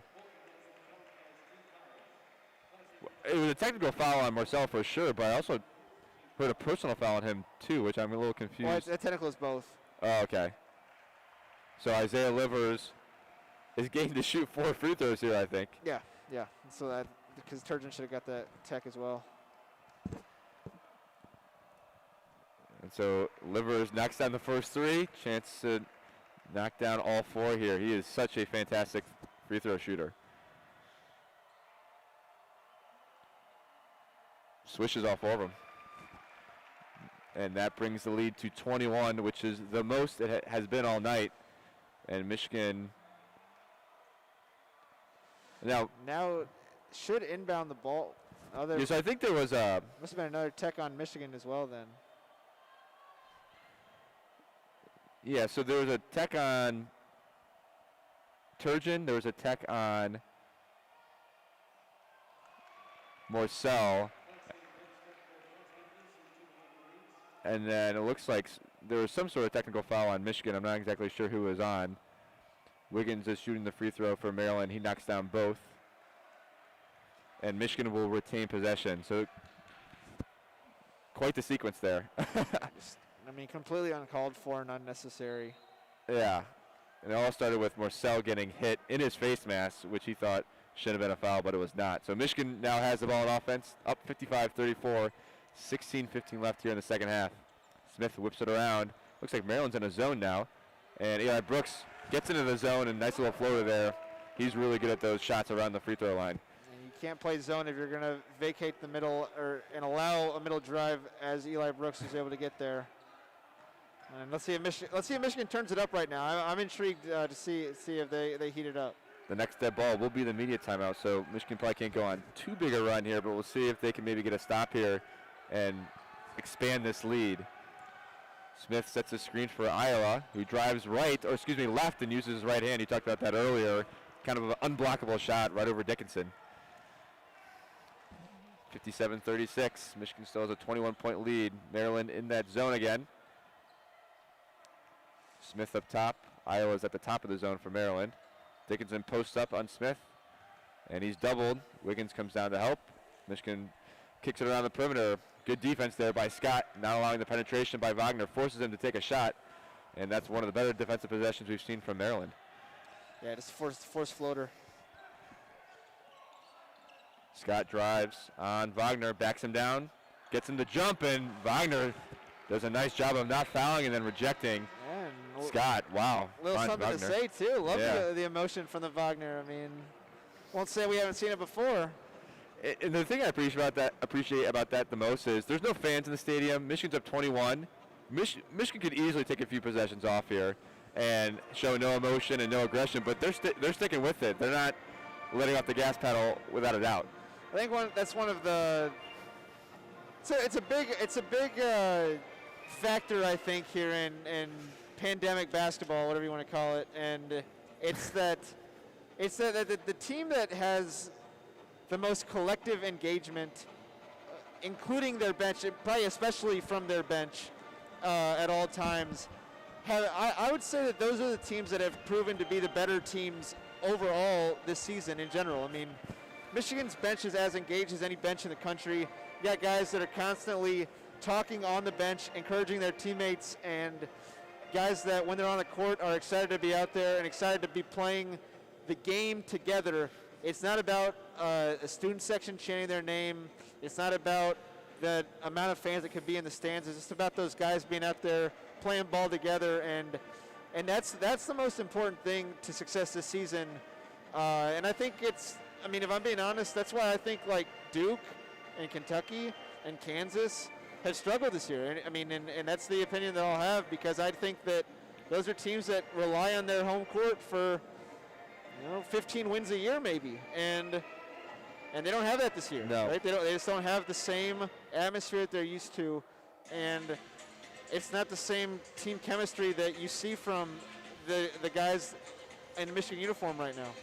And the thing with the Michigan bench is, what amazes me is that every single person on the bench is getting up for those big plays. It's not just the end of the bench like Luke Wilson. It's not the walk-ons. Yeah, that are, they can get up easily because they know they're probably not going to do the game. It's the players who are fighting for minutes. Terrence Williams. Well, it's Austin Davis who lost the starting spot and is Adrian now Nunez who has on struggled the for playing time. It's every single person. And you see a lot of basketball teams struggle with that. The kids are not getting minutes. They're not really active on the bench. But I think Juwan Howard knows how important, what they say, body language. I mean, it's something that's so important. And when you have that bench, who's really the only thing creating energy in a gym like this where there's no fans, it's really important. Well, and another point to that is that Juwan Howard knows how important everybody in his program is, from Phil Martelli, who sits next to him, to Isaiah Livers, who is, maybe the face of the team, you would say, as a senior, to the team manager at the on the baseline. And every one of those people knows that they're as important as the next one in this program. And I mean, you see Juwan even shouting at the managers on Twitter. After they win, when they're in the locker room, a lot of the times these guys are dragging one of the managers into the huddle to lead them singing the fight song. I mean, that is a great sign of culture and why your team is successful. And especially right now, when it's all you guys each other, it's going to be a telltale sign to victory. And I think that's why Michigan has been as good as most teams have this season. It's not just the 5 on the court, it's the entire program, from the end of the bench to the trainers to your star senior, Isaiah Livers, and Michigan has really shown that this year. Back to the action, and Livers commits an early foul on Dante Scott. His second foul. Maryland will inbound below the basket into Darryl Morcell. Shawnee Brown, the transfer from Wake Forest, is in. He always gives Michigan very good minutes. We'll see what he's able to do here in the second half. Wiggins has it, gets a screen. Actually, does not get a screen, gives it to Iowa, and Maryland will open up in a new set here. Iowa drives on Livers, drives left, shot fake, and blocked there from behind from Dickinson. Nice recovery, or maybe it was Wagner, unable to get the shot up. Now it's Smith. Bounce pass into Dickinson, he's doubled. Great skip pass there to Wagner, who gives it to Shawnee Brown, and who misses the 3 from the top of the key. That's the shot Michigan wanted. It's a good look out of the double team. Wiggins working on Dickinson. Wiggins drives right, kicks it to Iowa, who takes a 3 in rhythm over Shawnee Brown and does not get the friendly roll. Oh my goodness, Turgeon puts his hands in his face in his hands. That is a tough look, because that is a really good shot there. Tough a miss as it comes. Oh my goodness, spinning around the rim. Smith has it. Drives right, all the way around the baseline. Unbelievable bounce pass to the cutting Isaiah Livers. I mean, they've only played together for half a season, but it looks like they've been playing together since second grade. I mean, Smith knew exactly where Livers was going to be. Such a great feel, and I mean, on top of that, a great cut. Just takes 2 in this game. The pass and the find. Michigan up now 59-36, 23-point lead. Nice little floater there from Galen Smith over Dickinson. 13:25 left. Smith brings it up for the Michigan Wolverines across the block M. Gets a screen here from Dickinson, actually just hands it off. Livers cuts, Franz cuts, and it's going to be a moving screen on Dickinson. Austin Davis is going to check in. That's a tough call there. I mean, it didn't even look like he was saying a screen. It looked like he was just getting to a spot. I mean, sometimes you go under that movement and get clipped a little bit, and it's enough to draw a foul. And I mean, that's screening in today's game. It's not cut and dry, I guess. Nope.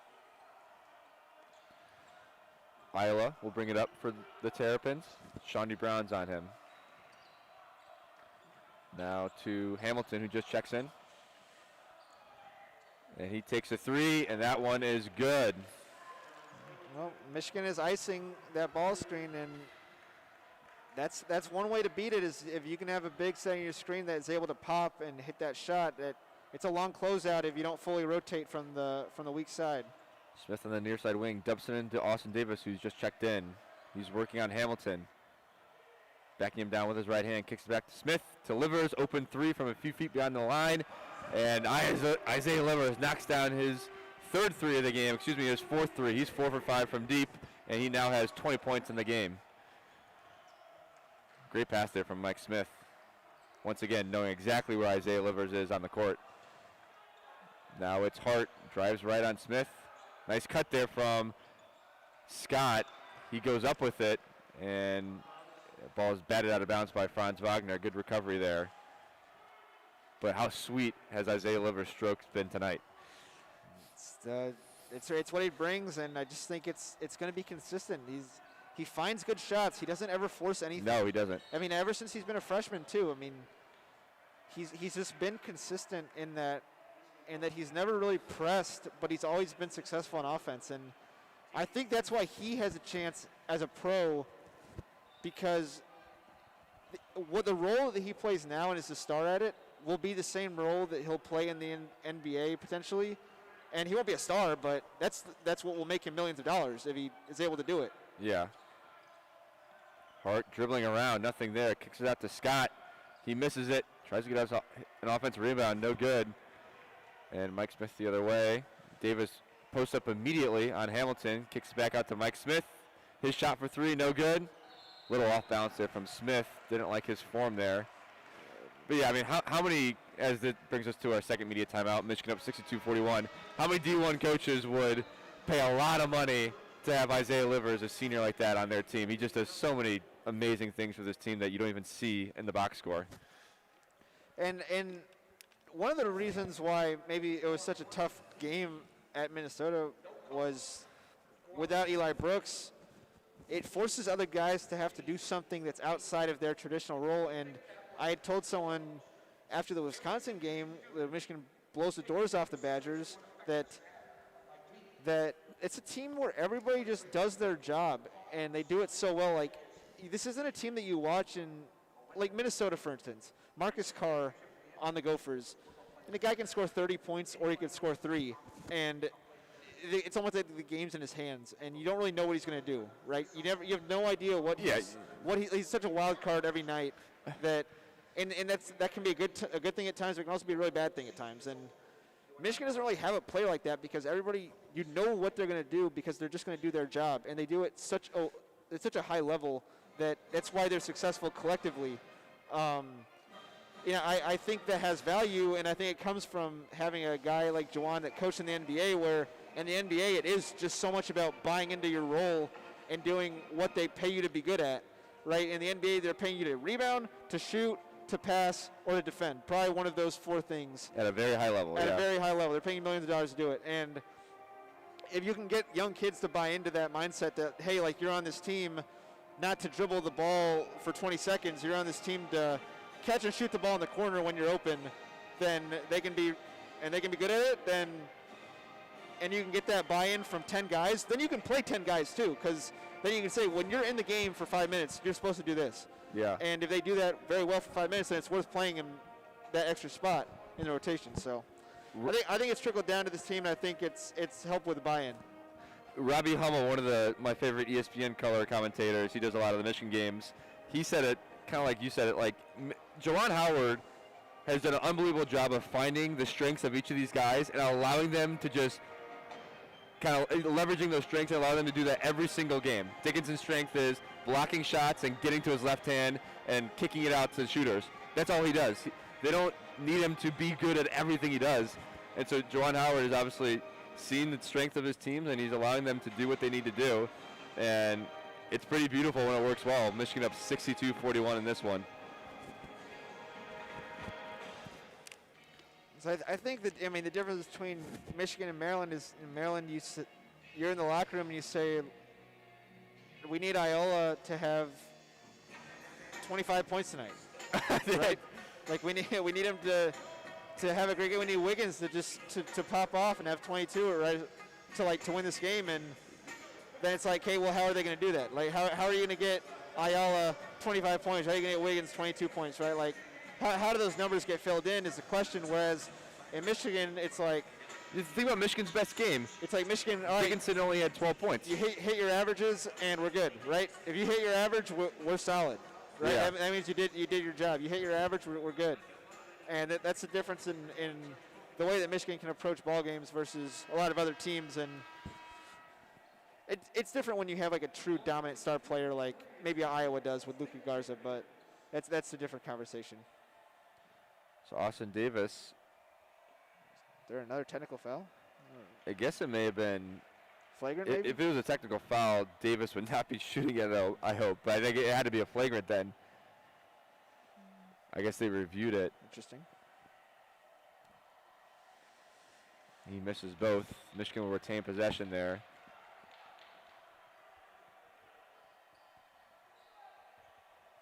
Yeah, I did not think that was a flagrant, but I guess they reviewed it during the media timeout and determined it was a flagrant. Quite frankly, I don't even remember the play. Back down to Davis. He spins left, and he hits it. It's too big. Too It's big. Too big. And people forget how big he is. Hart has it. Gives it back to Dante Scott at the top of the key. Now Wiggins drives left, gives it to Scott. Usually takes that three. He's been a little timid. Now he decides, guess not to take it now. He drives all the way to the basket and gets in. Got Franz Wagner jumping on the perimeter there. Michigan up 64-43, keeping on to their 20-point lead, 21-point lead now. 11:05 remaining here in the second half. Wagner on the near side wing to Johns, who's just recently checked in, to Brown. Dumps it down into Davis. They decide not to double. They double late, but too late, and he goes to his left hand.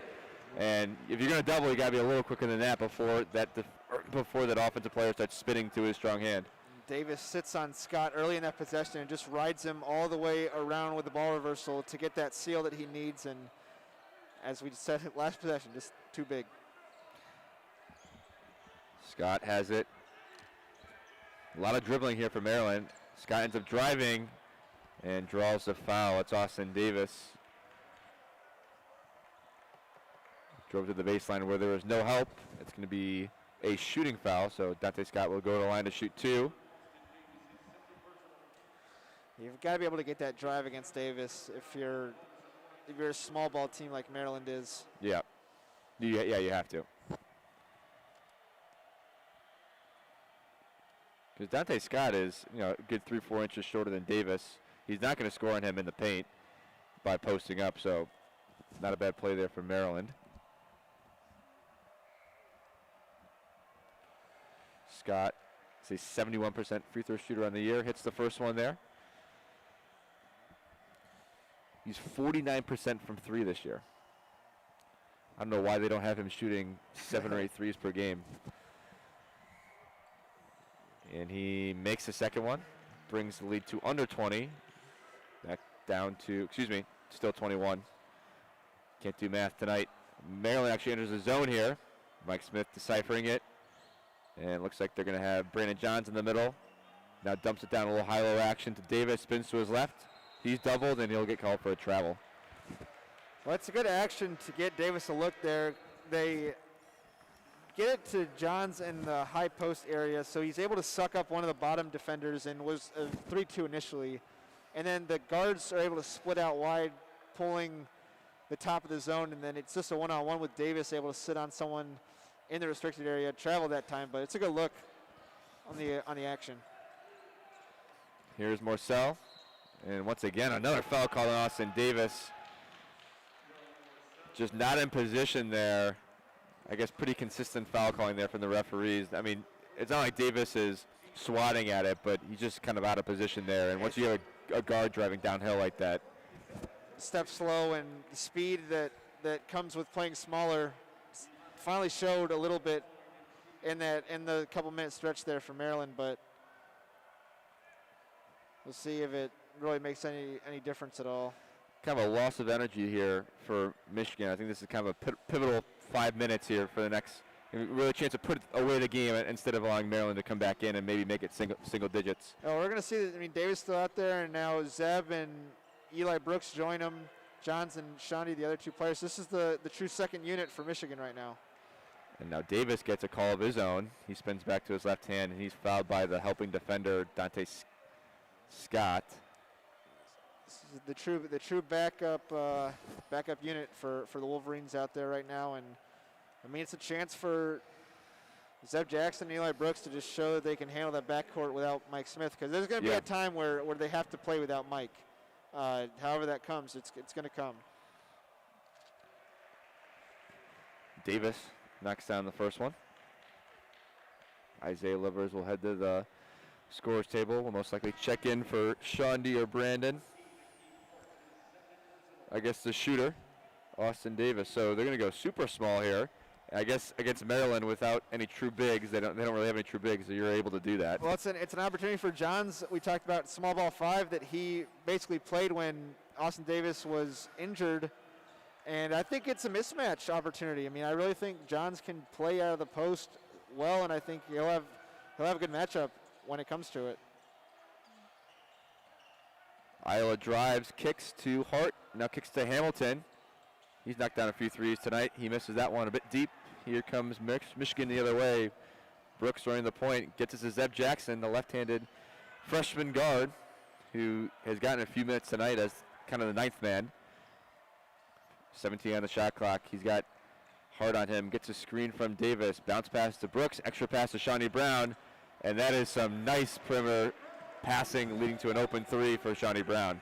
There it is. That's great ball reversal. It's Eli Brooks without any hesitation giving it to Shawnee Brown. If he thinks about that for a second, the defender has a chance to maybe get in the passing lane, but Eli Brooks immediately throws a bounce pass, and that's just, a senior knowing exactly what to do with the basketball. Yeah, it's an automatic extra pass, and Michigan has done a great job of just creating long closeouts out of their quick ball reversal, and when it's your best shooter at the end of that reversal, then you can't ask for anything better. And it's as good as it gets, right? A guy like Shawnee Brown shooting the 3 from the corner. I mean, that's his spot, too. Like, that is his spot, those corner threes. It looks easy when it's done, to perfection, but there's a lot that goes. You got to have Shawnee Brown in the corner. You got to have Eli Brooks knowing exactly what to do with the basketball. It needs to be a good skip pass from Zeb Jackson. Michigan just really showing how clean they can play basketball, and it's shown in the score tonight. Michigan now up 33, really trying to put Maryland away in this one. Still 2 media timeouts left, though. That was I think a timeout by Turgeon, trying to get his team riled up a little bit. Going to some Big Ten scores. I know Purdue and I think, who are they playing tonight, Lucas? Ohio State. It was a close one. It was 57-60 a second ago, and it's 64-64 with 33 seconds left. So Purdue trying to pull off the upset in Columbus, and Penn State will play in the later Big Ten Network slot at Illinois tonight. Illinois is a team that puzzles me. Are they real? I mean, they started off as a top 5, top 10 team, and they've kind of dropped a few in here and there. Io DeSumo is obviously unbelievable. Kofi Coburn has kind of been underwhelming for the Illini this year. I mean, I almost wonder if Coburn is like detracts from the speed they can play at if he's not out there. Yeah, they play quick. I mean, like, that was the thing with Brett Underwood at Stephen F. Austin. I mean, I guess they pressed a lot more there, but I mean, they played so fast, and at Oklahoma State they played incredibly quickly as well.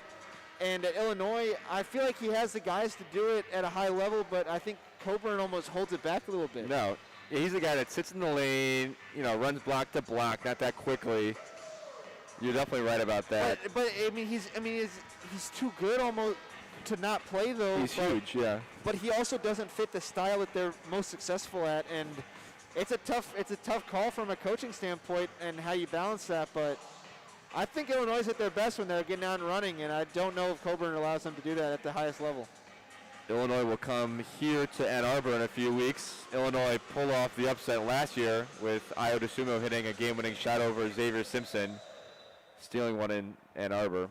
Definitely a good game, and should be a good game upcoming here in a few weeks. 9 minutes left. Michigan up 23 on Maryland. WCBN Sports live coverage here at Chrysler. Michigan in a zone, 2-3. Zeb Jackson still in there. Mike Smith still on the bench. Iowa has it. Morcell working on Zeb Jackson. Now, a little miscommunication there. Hamilton got way too deep in the zone. He was left with Brooks to beat, and Brooks commits a foul, and the bucket is good for an and-one opportunity. Yeah, just a miscommunication. Yeah. Freshman mistake on defense, and those are the ones that you live and you learn. So I would say Michigan probably plays man about 75-80% of the time. They'll occasionally go in that zone. it'll be interesting to see down the stretch. I think they pick their spots with the zone, and they do it, I would say, when you don't really expect it. And Michigan beats the zone easily. Brandon Johns throws it down, but go ahead. Yeah, Maryland trying to apply some full court pressure there, and Michigan able to break it pretty easily. It seems like the zone is mostly out of timeouts, is what I've noticed. So it looks like John's telling them in the timeout that they're going to be in zone, but it doesn't last for more than a possession or two. I think they do it when only with a certain lineup too. I mean, when you have Livers, Wagner, Dickinson, and you can probably pick and choose those last two players. But I think they need those three guys to really make it successful. Yeah. So Hamilton has come off the bench tonight for Maryland, and he's provided some decent production. That's his 10th point of the game. Hits the first free throw. Here comes the second.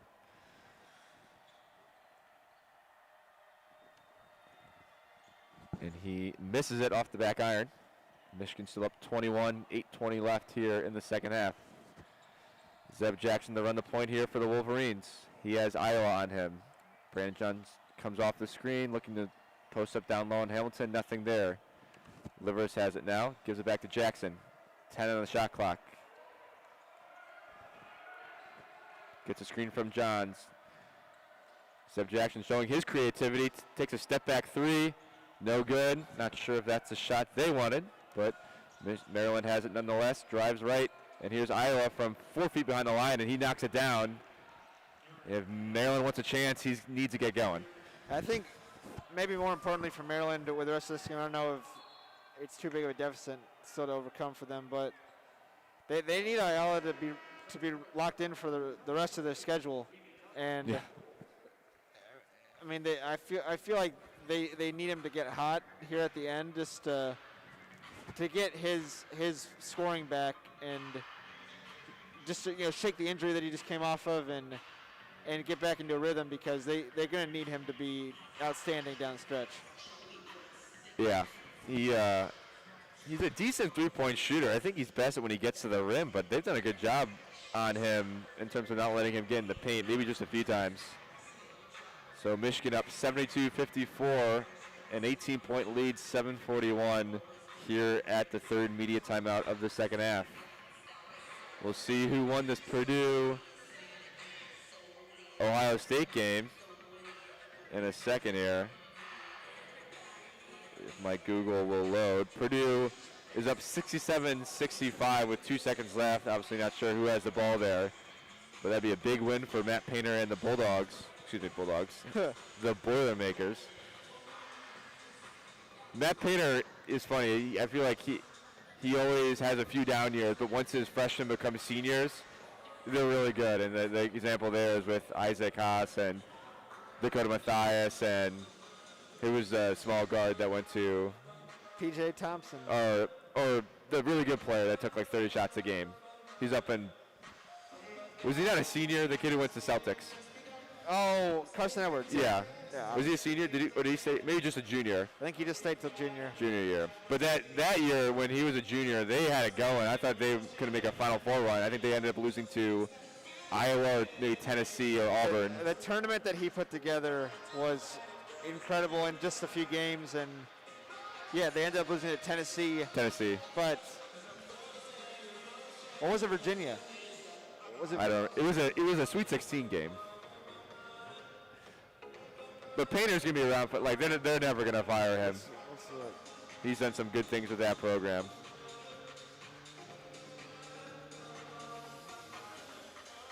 No, Purdue beat Tennessee. That's right. They upset Tennessee in overtime, maybe. in a ridiculous game, and then I think they lost to Virginia in the next game.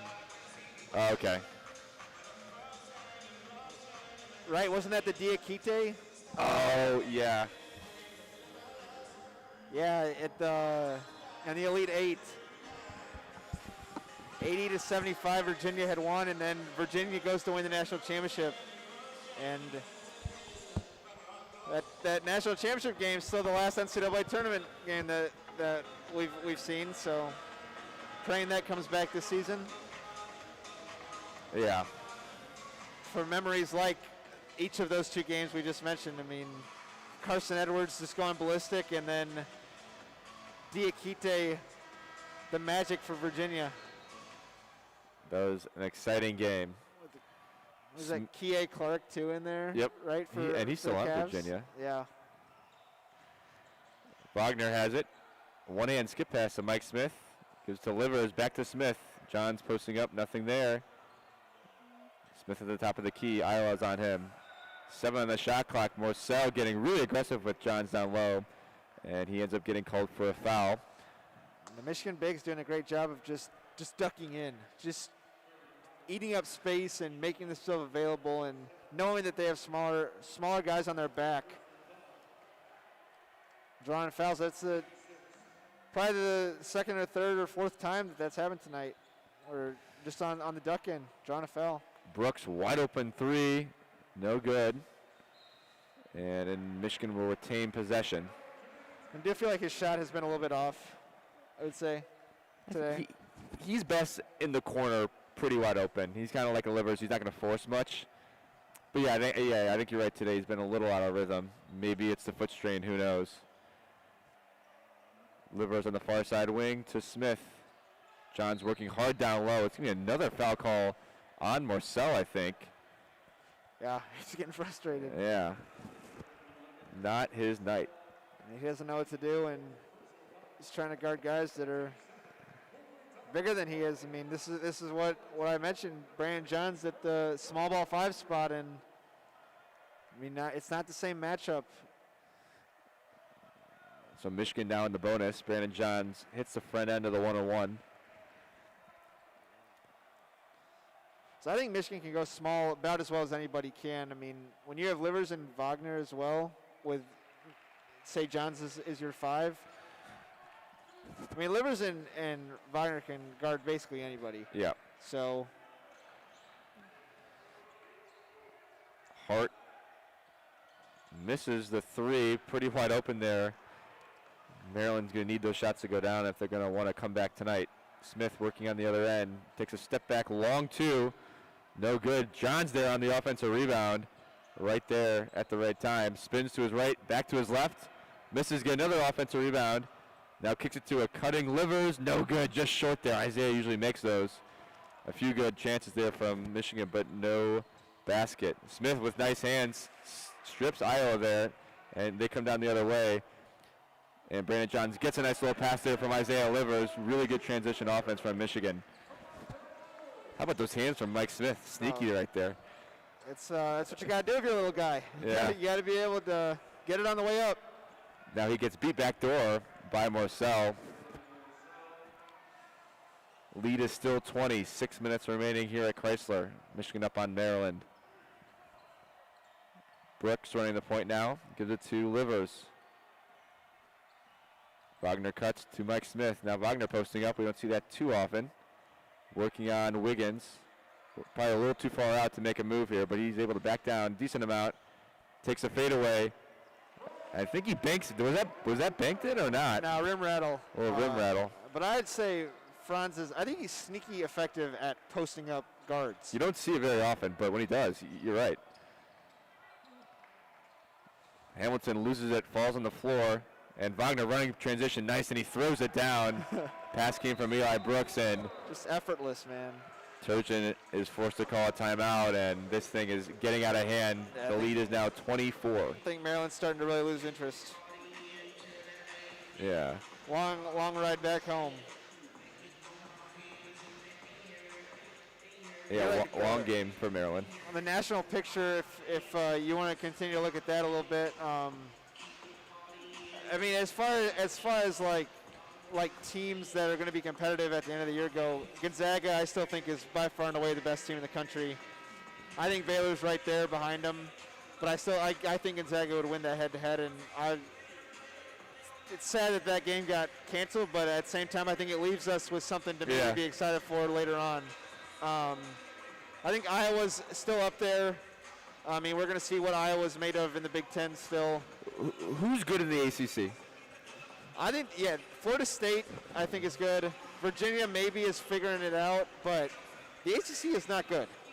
Yeah, And it's funny. You always look the AACC, like how good is Duke, how good is UNC, and none of those teams have really done much the last few years. They're not good, and that's a league that's going to be in danger of losing out on some bids they usually get probably.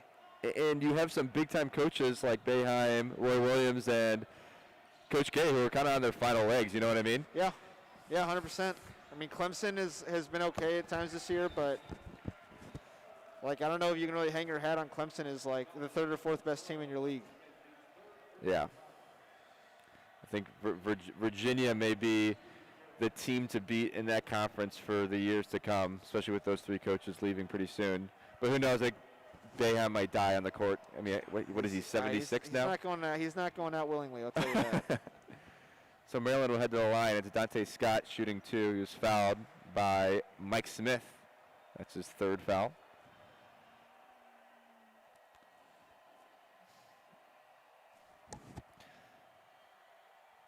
And Scott knocks down the second one. Smart checks in for the Terrapins. All right, I feel like we'll start to see a little trickle of the bench. Yeah, pretty soon here. Lead is 22 with 5 to go. Johns at the top of the key. Turns and faces. Gives it to Mike Smith, who drives. Takes a pull-up jumper. No good there. I think Jawan Howard maybe wanted him to finish that penetration there. Settles for a jumper. Iowa working on Johns. Good defense there from Brandon. Now Scott posting up on the smaller Mike Smith. I'm surprised they haven't gave it to him yet. And I guess they just won't. And now a deep three from Wiggins. And that just kind of explains, Maryland's offense and when they're just not taking advantage of what they need to. Yep, catching the ball off their spot, just firing something up that's clearly a bad shot, not what they're looking for in the first place. And still 4 minutes left, and it just feels like Maryland is giving up. And a moving screen is called on Brandon Johns. 4:13 left. I think Mark Turgeon's asking where Anthony Cohen is. Can we check him in? Another number one, right? That was his yeah. That's what reminded me of him. So it's. And I believe this is an early enrollee. Yeah, I saw that. Yeah, in December, right? Yeah, James Graham III, an early enrollee. So this kid's fresh out of high school, literally. Maybe he can provide a spark for the Terrapins tonight. Scott working on Shawnee Brown. Shawnee Brown staying strong there in the post, showing why he's such a great defender. And Smart misses the floater, foul call on the ground. That'll bring us to the fourth and final immediate timeout of the second half and of the game. Jawan Howard still pumping up his players. They got a few minutes left here in this one. Just feels like this one's kind of over, though. As Brandon Johns is discussing something with the referee. Yeah, I have to imagine that the Michigan bench will start to empty. There's a lot of guys just got to cycle in garbage time. It's like he's got to pick every game who he wants to throw out there. I mean, you got 5 walk-ons, and then you've got the other 3 or 4 scholarship players and Williams. Yep. His son Howard, some decisions to make, man, at garbage time. Say, who gets the run tonight? Now, is that something you think Jawan, does he have a list before the game of, let's say he knows he's going to be up 20 with 2 minutes remaining. Is that something he thinks about, or is that something he just kind of picks on the spot? That's an amazing question, actually. I've never thought about that. I mean, to me, if I was in that position, I would at least be cycling in one of the walk-ons every time, because they're seniors. These senior walk-ons, between those guys, I think at least 1 or 2 of them need to be on the floor because of what they've done for your program, and then after that, Terrence has to be out there, and Jace has to be out there. And Jawan knows that a guy like Adrian Nunez, who he may want next season as a 3-point shooter, I know he hasn't impressed yet, but he knows that he's a huge transfer candidate because, he's entering his senior season. I guess he has a red shirt, right? I think he has a red shirt, right? Everybody has one now, yeah. And he knows that he may transfer if he doesn't get minutes, so he's got to be thinking to himself, I got to get Adrian some minutes here or else he's going to transfer. I'm sure that's a thought that runs through his head. I mean, I guess, but I just don't know if you can really think about about it like that as a coach, though, either. But, like, yeah, he's got to play the scholarship guys, I feel like, and it's just a matter of, like, cycling the walk-ons through. Always fun when C.J. Baird comes in for the Wolverines. But not our problem to worry about, I guess, huh? Nope. That's a coach's decision.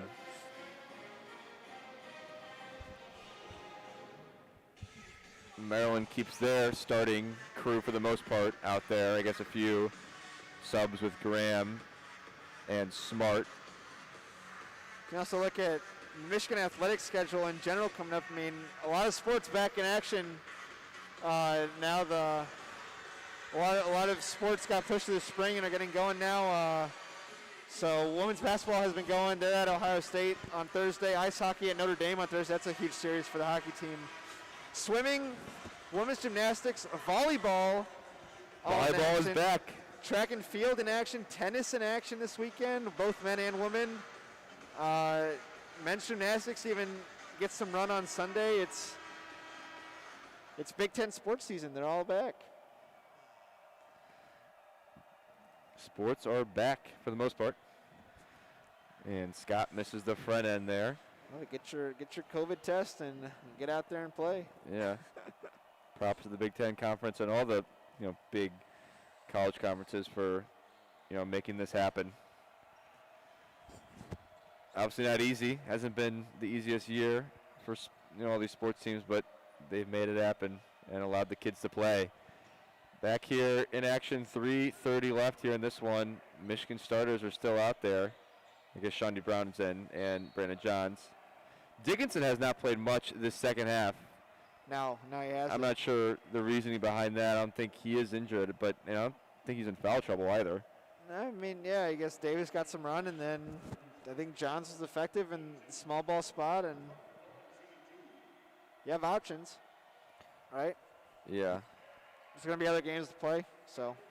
Juwan Howard gives a few words to his freshman Terrence Williams, who will check in for Brandon Johns. Terrence Williams, another DMV boy. I figured out what that meant. D.C., Maryland, Virginia. Him and the other freshman, Hunter Dickinson, are the DMV crew, apparently. Two highly touted freshmen out of the DMV area. So Terrence Williams in now his first minutes of the game.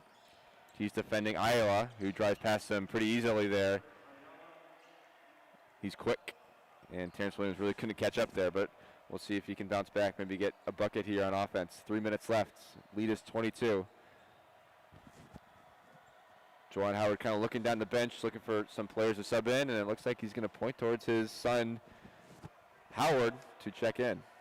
Jace Howard, following in his father's footsteps. Wagner drives, loses the dribble, for the shot clock. He's going to have to hack up a shot here. Little floater, no good. Zeb going to get some more run, too. He's checking in with Nunez as well. So some bench players going to get some meaningful minutes here with 2:45 left.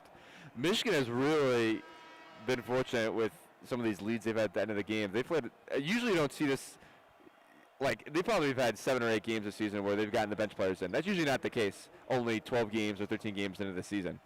They have blown the doors off some teams this year, and that's, I think, kind of an underrated part of the season. Yeah, I mean, you'd say that they maybe haven't played the toughest non-conference or even some of the Big Ten games they've played, but even Wisconsin, they blew the doors off. Maryland, they're going to win this game by over 20. Right, then you talk about some of these good teams. I mean, Minnesota, they traded 20-point wins and losses with, and Wisconsin, like you mentioned, and Luke Wilson is going to be the walk-on that gets the run with the other scholarship players. So that is awesome. Congrats to him. You do not see a walk-on in a Big Ten game with 2 minutes and 45 seconds left very often, I'd say. I didn't even realize the time on the clock.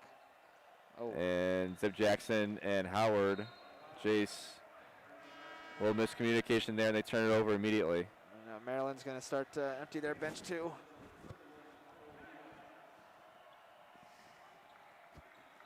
We'll see if maybe CJ gets in on this one as well. It's always fun when CJ and Luke get in the game together.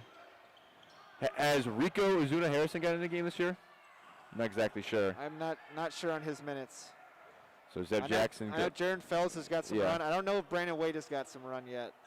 But I know Wade has only been eligible, I think, since about mid-season. Here's Jace.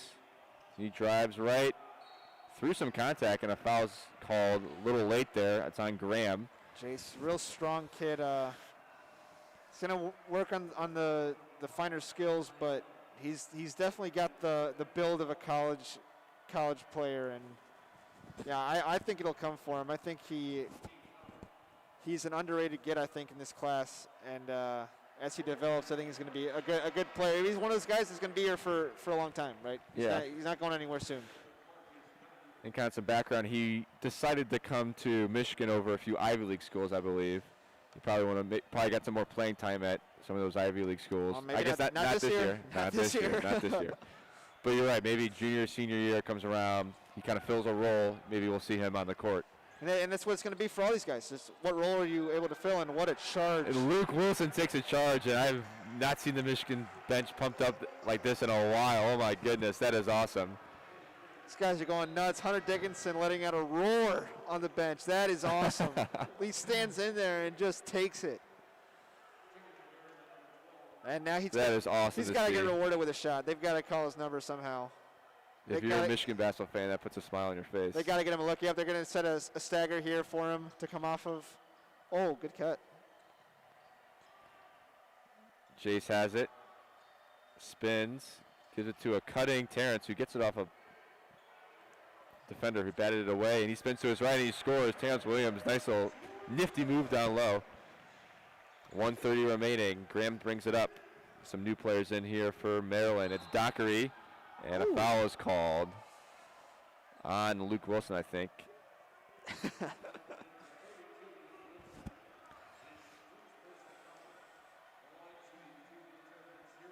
Maybe Luke Wilson wants to foul out of a college basketball game. A D1 college basketball game. That would be an accomplishment, man. Yeah. Dockery misses the first one. Maryland's free throw shooting continues to struggle tonight. They are 16 for 29. They've gotten to the line a lot. Dockery makes the second one. Zeb Jackson to bring it up for the Wolverines.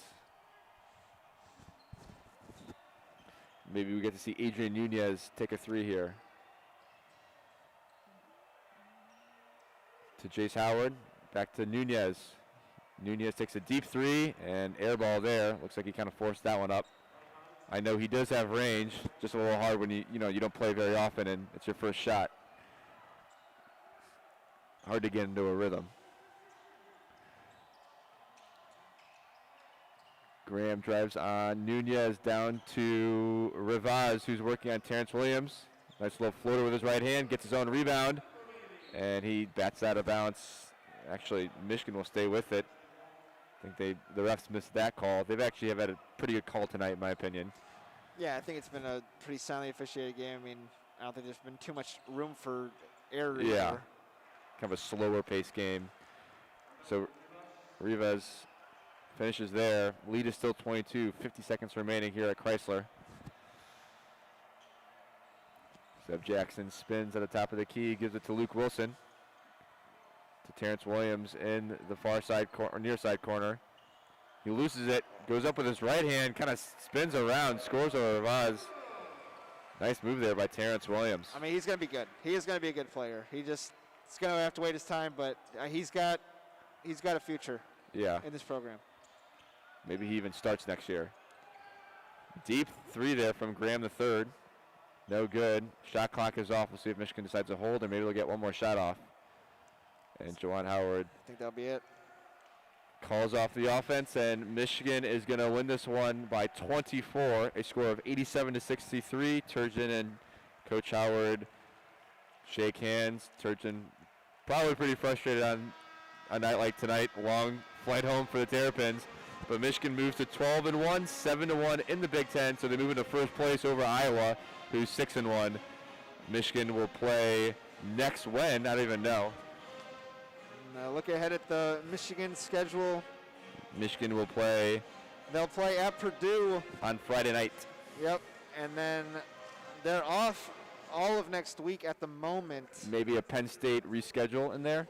We'll see what the Big Ten works out, but currently they'll have their eyes set on Purdue, and I mean, a Purdue team that seems to be moving in the right direction at that too. So on the road in the conference, as we mentioned, it's a grind, it's a battle every night, and gonna have to be ready to play Purdue. It's always a good game, I feel like.